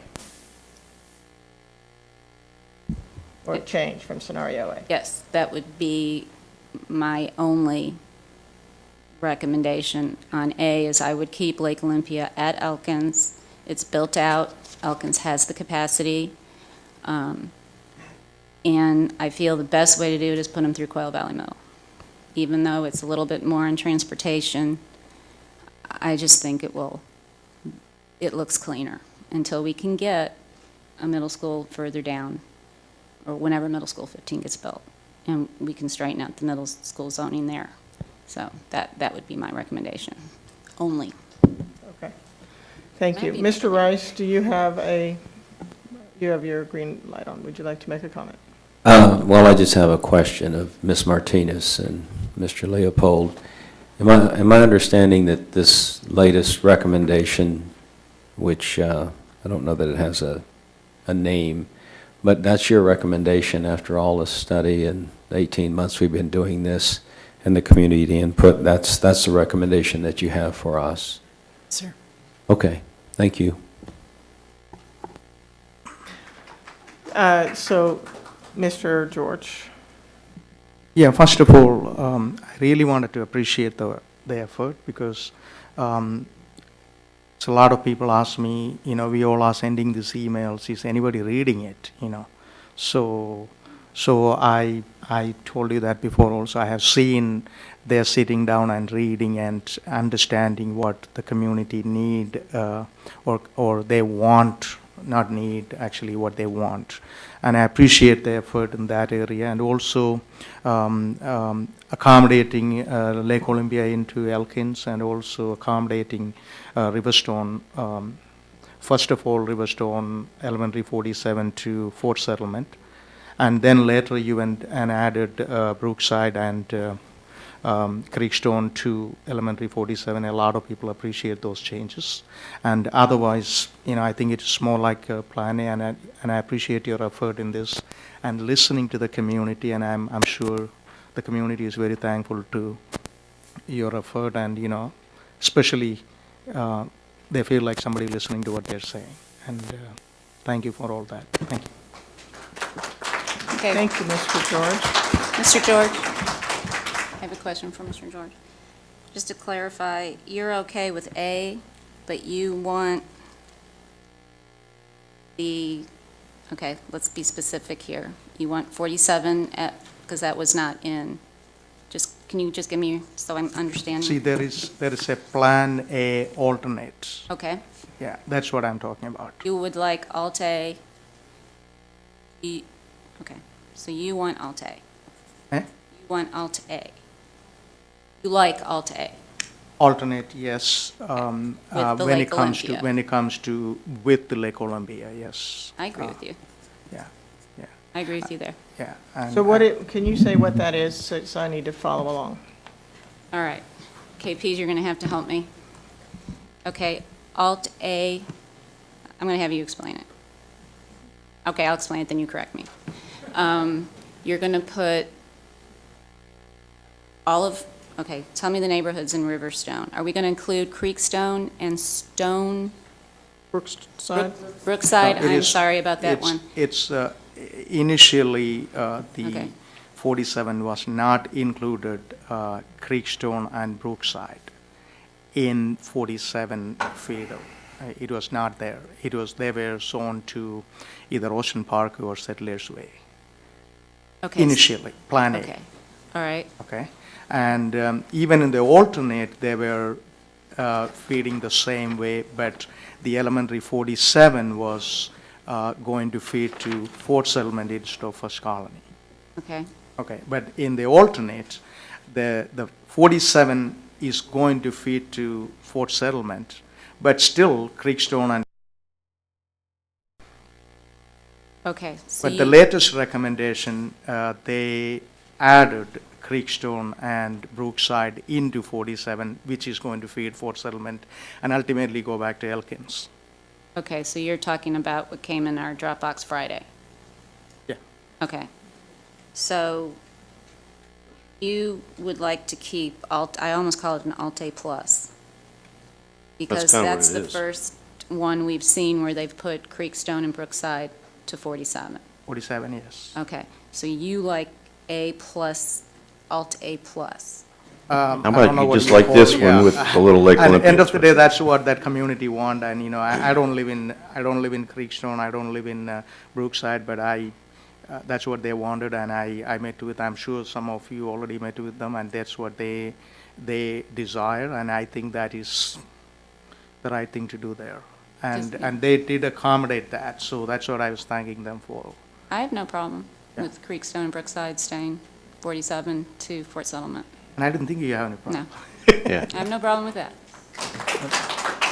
I know, we're starting to get all over. I just to clarify, what I'm hearing is basically the recommendation with the little change of Lakes of Austin Park and Lakeview at Elkins, and then look at the Lake-O and the Quail Valley thing. Yeah, I would like, I don't know, Jason's going to have to help me here. I still like A. There are changes in this newest one that the community hasn't seen, so I guess that's why I like A, because the community has seen it. There's going to be new stuff Awesome. that we're going to throw out there towards the end of the week. I also think in our feedback, when I was looking through the tab in here, there was more green for scenario A than there was for scenario B. A lot of red for scenario B. And then also, we know most of our feedback came from predominantly 6 communities. So that's why I liked A. I am open with Lake Olympia there, and I'm open to KPs. I'm open to KPs as well. These is the recommendation. It's the Right. recommendation. No, Yeah, listen, let me tell you, this is not my recommendation, first of all. So, there is no KP plan, and even people going out and putting Plan B, C, and D, and even E, I have seen some people creating their own plans. That's not, none of this is my Well, plans, but I think we have a final recommendation, and we should be talking about what we should be changing, like Jenny mentioned, about Palmer to instead of Lake Columbia. You know, that's minor changes should be discussed, but rest of them are, I think it is all in right places, it look like, according to my feelings. I agree. Well, Okay, I hold would on, hold agree, on, hold but on. just Let's- remember, there's stuff in this one where we are changing a school's feeder pattern. So we got to be careful here. I mean, we're moving the Goodman zone east of 521 to Lake Olympia. So they're moving from Baines to Lake Olympia. So there are a lot of things Right. we have in this plan the community hasn't seen, and they haven't had a chance to provide feedback. That's why I like A. It's been vetted. Okay, well, I thought that everything that was in this had gone through the community. That's what I was understanding. Is that, let's clarify that right now. Sure. Is everything that is in the recommendation, has it been presented at the community dialogue, one of the community dialogue meetings? There are some changes based on the updated PASA projections, and I'm going to ask Scott to address those changes that are included, and Goodman is one of them, based on the projections. Yeah, you know what, I'm going to ask that we just go through these, at least the major areas, you know, as you have them here, because otherwise we're going to keep going back and forth from Riverstone to Austin to everything else. I wanted to clarify something as well. The reason why I referred to it the way I did is because that's what the community knows. Okay, so I'm using that as a basis, and that's why I say that. Okay. Not necessarily because that's what it's labeled, because obviously it doesn't have a label, but I was just, for Mr. George's sake, that's what we're familiar with, so that's how I can refer to it as. Okay, so. And also, what is the impact, what is going to be the impact of this community meetings we are going to have next week or this week? Are we going to get more feedback, or we are going to just tell the community, hey, this is what we came up with, this is the final recommendation? What is the impact? What is the purpose of that meeting? The purpose of the meeting is to share the recommendations that will be made to the board on the 26th. Are they, can they give you feedback, or just, is that going to be the same way we did in the past, or is it going to be just presenting, hey, this is what we came up with? It is going to be different, and then it will be a presentation of the recommendation, the recommended boundaries and the Sure. recommended implementation plan. Okay, thank you. Okay, I just want to talk about this Baines change real quick. On the left side, you see the current boundary. You see that currently all the area north of 6 and east of 521, I'm going to turn around for just a second, is currently feeding to Baines. Whoa. So these students attend Parks, Goodman, and Burton, and then they come all the way down to Baines, and then they go back to Hightower. And so in our original scenario, what we had looked at doing, and this was an A and B, we had looked at taking both Goodman and Burton students that are east of 521, south to Heritage Rose, and then to Baines, or 15, which, you know, whichever's in, both of them are in that feeder pattern, and then to Ridge Point. And when we got the updated data and looked at it, those numbers didn't work out as well, because we wanted to take the shift students that feed onto 6 also into Heritage Rose, and we couldn't fit all of the Goodman, Burton, and then the Heritage, and the shift kids that were in that area all into Heritage Rose. And so in order to do that, we looked at, okay, well, let's just leave the Goodman kids where they are, and we'll align their feeder pattern by moving them, instead of going down to Baines, to Lake Olympia. And this, if we look at the data, if we don't do anything to Baines, we know that is going to very quickly, get up to 105, 110, 120, 131% in the next 5 years. And so this is one of those changes that we made based on data, and aligning that feeder for Goodman. So those Goodman students would all go to Goodman, and then they would all go to Lake Olympia, and then they'd all go to Hightower. And so that was one of the changes that we made that we didn't have in A or B. Right. All right. Are there any others? So, well, just since you Okay. brought that up, which kind of makes Mrs. Bailey's suggestion a little more reasonable, because in 17-18, Lake Olympia is at 100%, and then it gets higher. So if you could pull some kids, put them through Quail Valley, take a look at it. I mean, Just one of the concerns that I think we just need to hash out is that the actual school site for Lake Olympia is in the Lake Olympia neighborhood. And so you'd have kids that could literally be next door to the school that would go to another middle school. So that would just be one concern with that. We have that going on now, though. Okay. I mean, we have elementary school, 40s, there's Shiloh, that's just this little pin on the wall.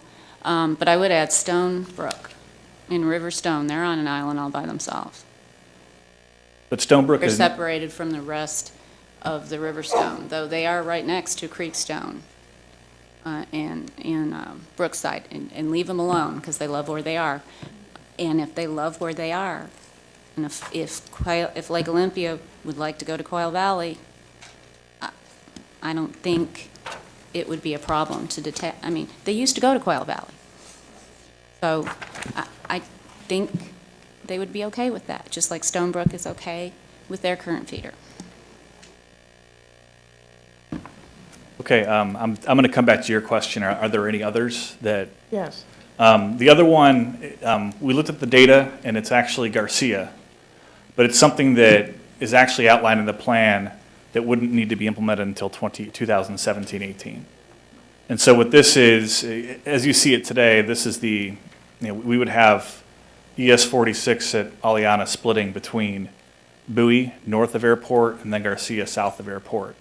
And then in the plan, in the narrative, in 2017, we would look at taking the area north of airport into Garcia as well to relieve overcrowding at Bowie. But it isn't something that's necessary for next year.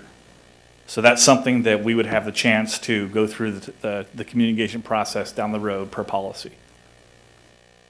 And is that represented on that map? It is not. This is the map for next year. And so you Right. can see, this is the boundary for Garcia right here. I'm sorry. This is the boundary for Garcia as it was presented. Right, okay. And it was just, in the out years in the plan in 2017-18, once we have kind of an imbalance growing as Bowie is projected to grow kind of faster than the new Garcia boundary, that's when we would look at making that adjustment to balance that enrollment between those two middle schools. And the planning areas that are being added to the 15-16 Garcia map are uninhabited right now? That's incorrect. Give me just a second. I want to jump back over. We'd be talking about the Aliana, the ES 46 boundary that is north of airport. So we'd be talking 21, 22, 15, 45, and 61. And so at that point, Aliana would be a perfect feeder into Garcia, and then the students that are north of airport would feed to Travis. And that's because of just, again, we're not going to have, because we have 14 middle schools and 11 high schools, we're not going to have perfect feeders everywhere. And it's that balance of having the perfect feeders versus the balancing of the enrollment. And so if we look at the data, you can see in the 2017-18 school year, the numbers at Garcia shift to become more utilized because that's when we moved it to Garcia. Well, Mr. Leopold, I'm not following you then, because the map that I have of Garcia Correct. shows the area north of West Airport in the elementary school 46 zone, Correct. not included. Correct. Because it's not effective next year. All the maps are part of the boundary changes, which are implementing next year. The plan is the framework, the longer-term scenario. And so that's what we're looking at as that framework. So as we progress through the plan, that's something that will be revisited when we look at boundaries for 2017-18. Okay. And if you move to the Garcia, I guess what I'm saying is, when you look at the old Garcia versus the new Garcia, the areas that are being added to the new Garcia, right, 238, those are empty now. Correct. And this was shown to the community in scenario A and B. Okay, that's what I'm, The piece that wasn't is not even on this one because we haven't gotten there yet because it's a 17-18 plan. So what I'm understanding you to say is that the only piece up for board consideration and action is the Goodman change. Correct. The other one is a plan change, but not an action. I mean, the other one that we didn't, let me jump over just a little bit. I don't know why I'm pointing over there. We did make a change to the Austin feeder, or the Austin boundary. And what we did here is we took off the Telfair Exchange lofts, because we originally had them at Clements. And we, due to some of the concern about overcrowding at Clements and kind of that unknown factor that's associated with those apartments, moved them to Walker Station and then to Austin. So this is another piece that wasn't in scenario A or B, but that we made based on feedback. There's two. Where? no, it wasn't in A for sure, because we brought it up when A presented to us. It may have been in B.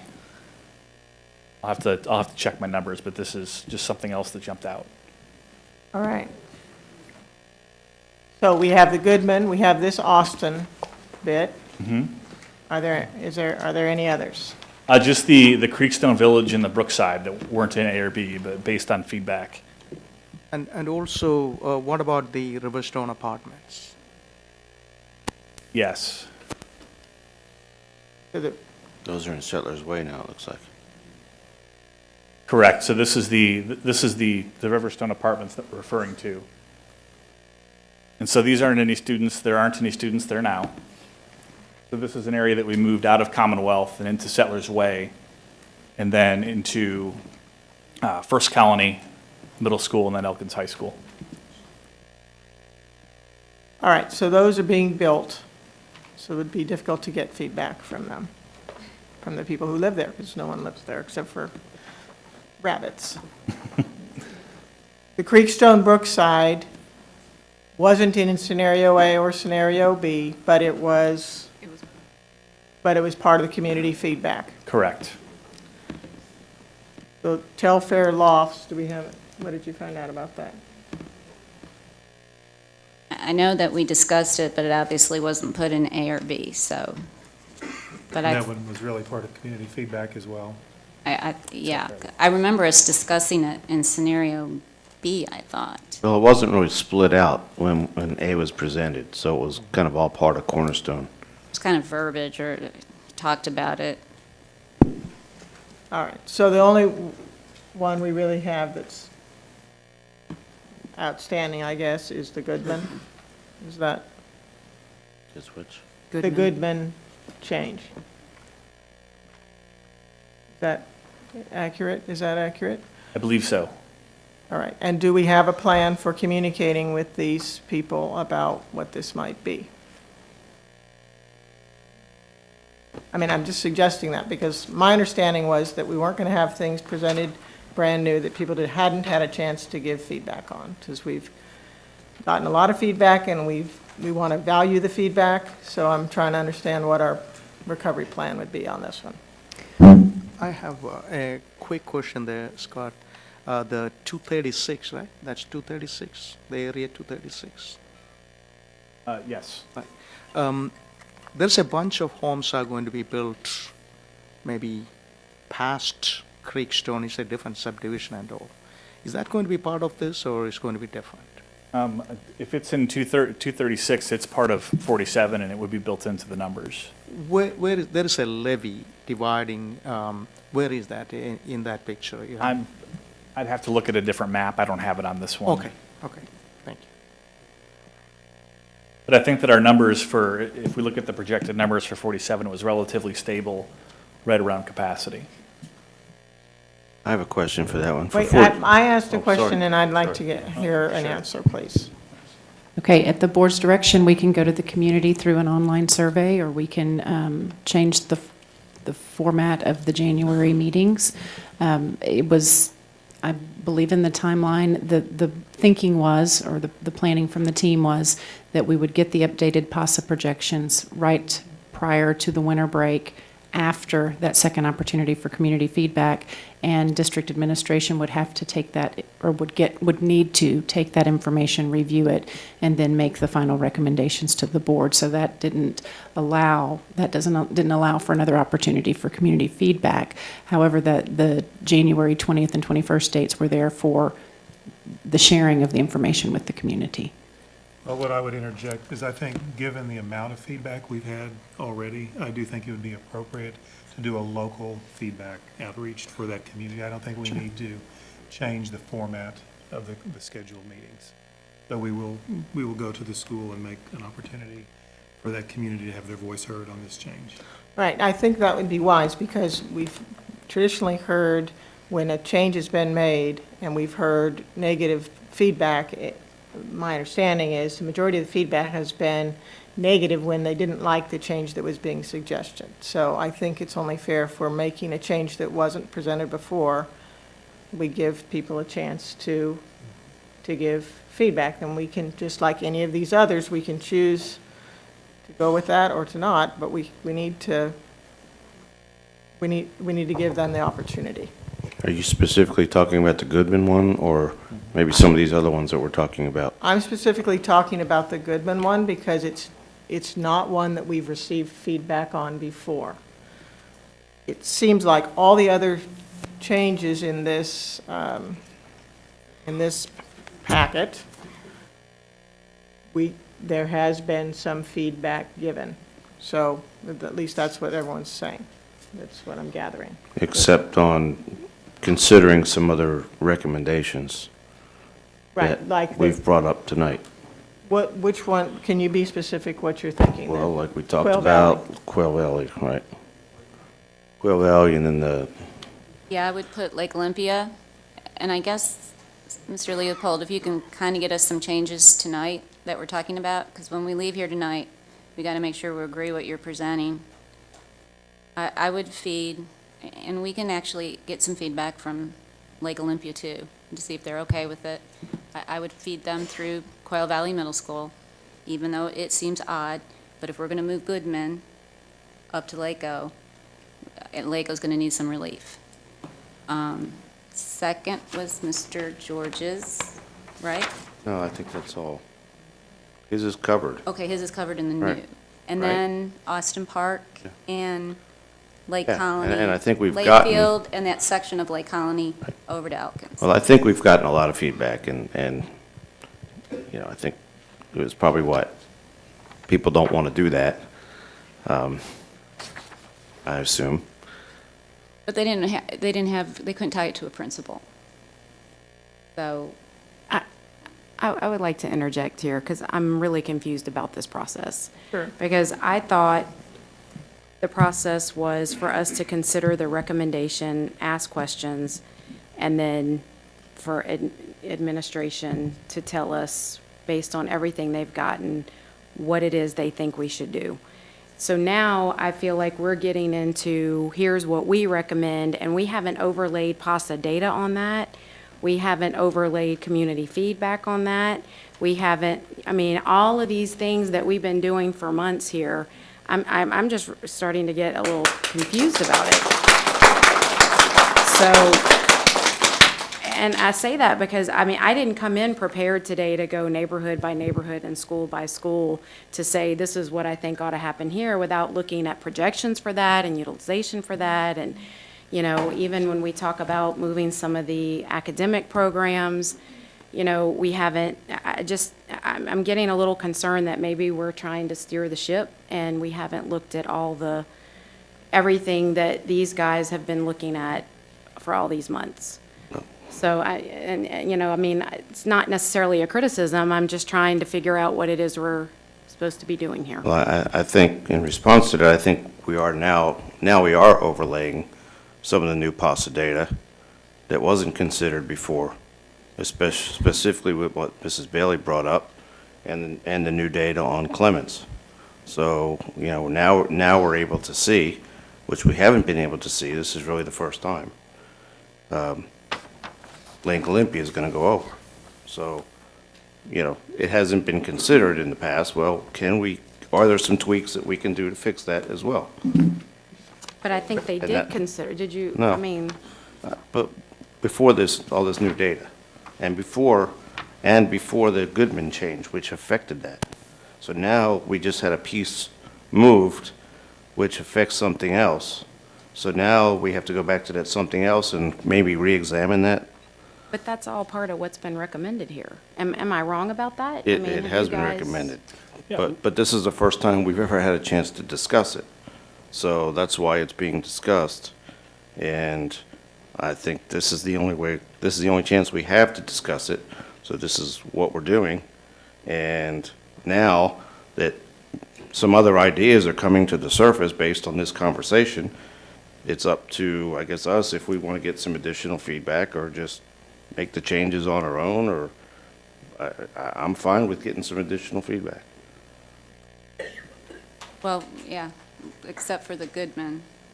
I mean, we have not received any feedback from Goodman. Right.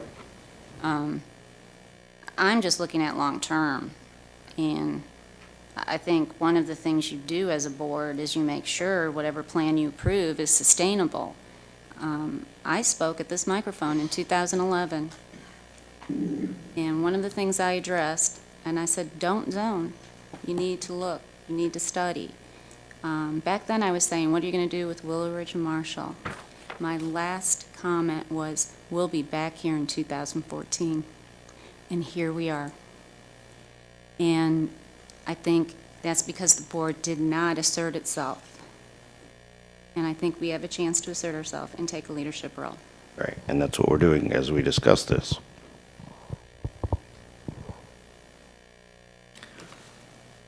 All right. Mr. George, do you have a question or comment? I kind of think, kind of agree with Kristen. I think it looked like we are complicating this thing now. I mean, kind of, again, I'm willing to listen, I'm willing to be corrected, and even when it comes to that Lake Olympia situation you're mentioning, the people who live in Lake Olympia rather going to Lake Olympia, help me understand. So you're saying they should be zoned to Coil Valley Middle, then going to Elkins? Is that what you're saying? I'm No, sorry. I would route them through Coil Valley Middle School because that would eliminate the split. Right now, 15% of Palmer is going to feed into Lake Olympia Right. and then go back to Elkins. Right. Now, do you agree with the 15% split? That's pretty small. Right. If we put them with Coil Valley, that's 100%. 100% of Coil Valley comes into Elkins. Right. And that's their cohorts. logically that makes sense, but I don't know when we go back with this issue to the people who live in Lake Olympia, they feel the same way we feel. Then we are opening up a whole new discussion. And that's what we're talking about, Yeah, is, so we well, have to let's look let them tell us how they feel. Let's let them I mean, tell them, we said we were gonna vote on this next week. If we can get feedback before then, fine. If we can't, then put it off a week, whatever. We gotta get this right, and we gotta get that feedback. We have new information tonight.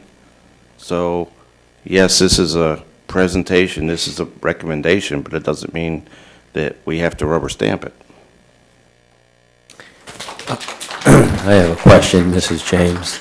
Yes, Mr. I'll Rice. just say I'm with Mrs. Tyson on this, and we're not really understanding what we're doing and how we've kind of got, in my opinion, we've really gotten off topic. But my last question I want to ask Mr. Leopold and Ms. Martinez is, were you able to factor in this latest information from PASA in this recommendation that you made to us tonight? Yes, sir. Okay, so you've had a chance to assimilate that and include that in your recommendation? Yes, sir. Okay, and barring input from the board, is it still your opinion that this recommendation is what we should, it provides the best long-term solution for Fort Bend ISD?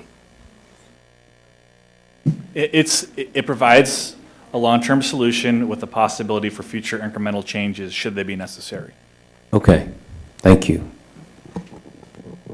Just want to remind everybody that Scott said scenario A was too. Leading question. All right, Let me just ask one more question. If Go we're ahead. gonna- We're down this little rabbit trail. So, Mrs. Bailey has suggested feeding Palmer into Quail Valley instead of Lake Olympia Middle. Did you guys look at that? Can you give any comment on that? I mean, give me your thoughts. I didn't really, I mean, we thought about it, but we didn't think that it was feasible to send a neighborhood that has a middle school in it to another middle school. And I'm just not sure that that's the best practice for those kids. I mean, those are kids that could walk to that school that we'd be looking at busing to a different school. I'm not sure that it aligns with policy in that standpoint. The other thing that we did think about is that in this process, we do understand that we're looking at this kind of in a vacuum with live-in population, and there is some overutilization at Lake Olympia. But if you look at Quail Valley, which is intentionally small because of the GT program, there's a lot of those students from Quail Valley or from Lake Olympia and from Baines and maybe from some of the other overutilized schools would elect to go to Quail Valley into that GT program, thus reducing the utilization of those facilities with the actual enrollment. So those are things that we did take into account when we were Right. thinking through this. But the feeder is actually in our policy. Special programs really are not supposed to be addressed with the policy. And as to your first response, Old Orchard had a high school within its boundary, but we were going to zone them past that to Travis. So, that kind of goes against what you said as far as Quail Valley into. I think it's a different situation because this is Lake Olympia Middle School within the subdivision of Lake Olympia. And it's a little different. Again, this is our first chance to actually start to take this apart, to see the presentation. I think everybody agrees that for the most part, it's a solid presentation. That's what I'm hearing. But starting to look at some of these things, there might be some tweaks. And that's what we're suggesting. And, I think we at least ought to get some input on those, because if we can improve it, why not take the opportunity now rather than, as you say, make some tweaks down the road? I mean, let's do it now while we're here.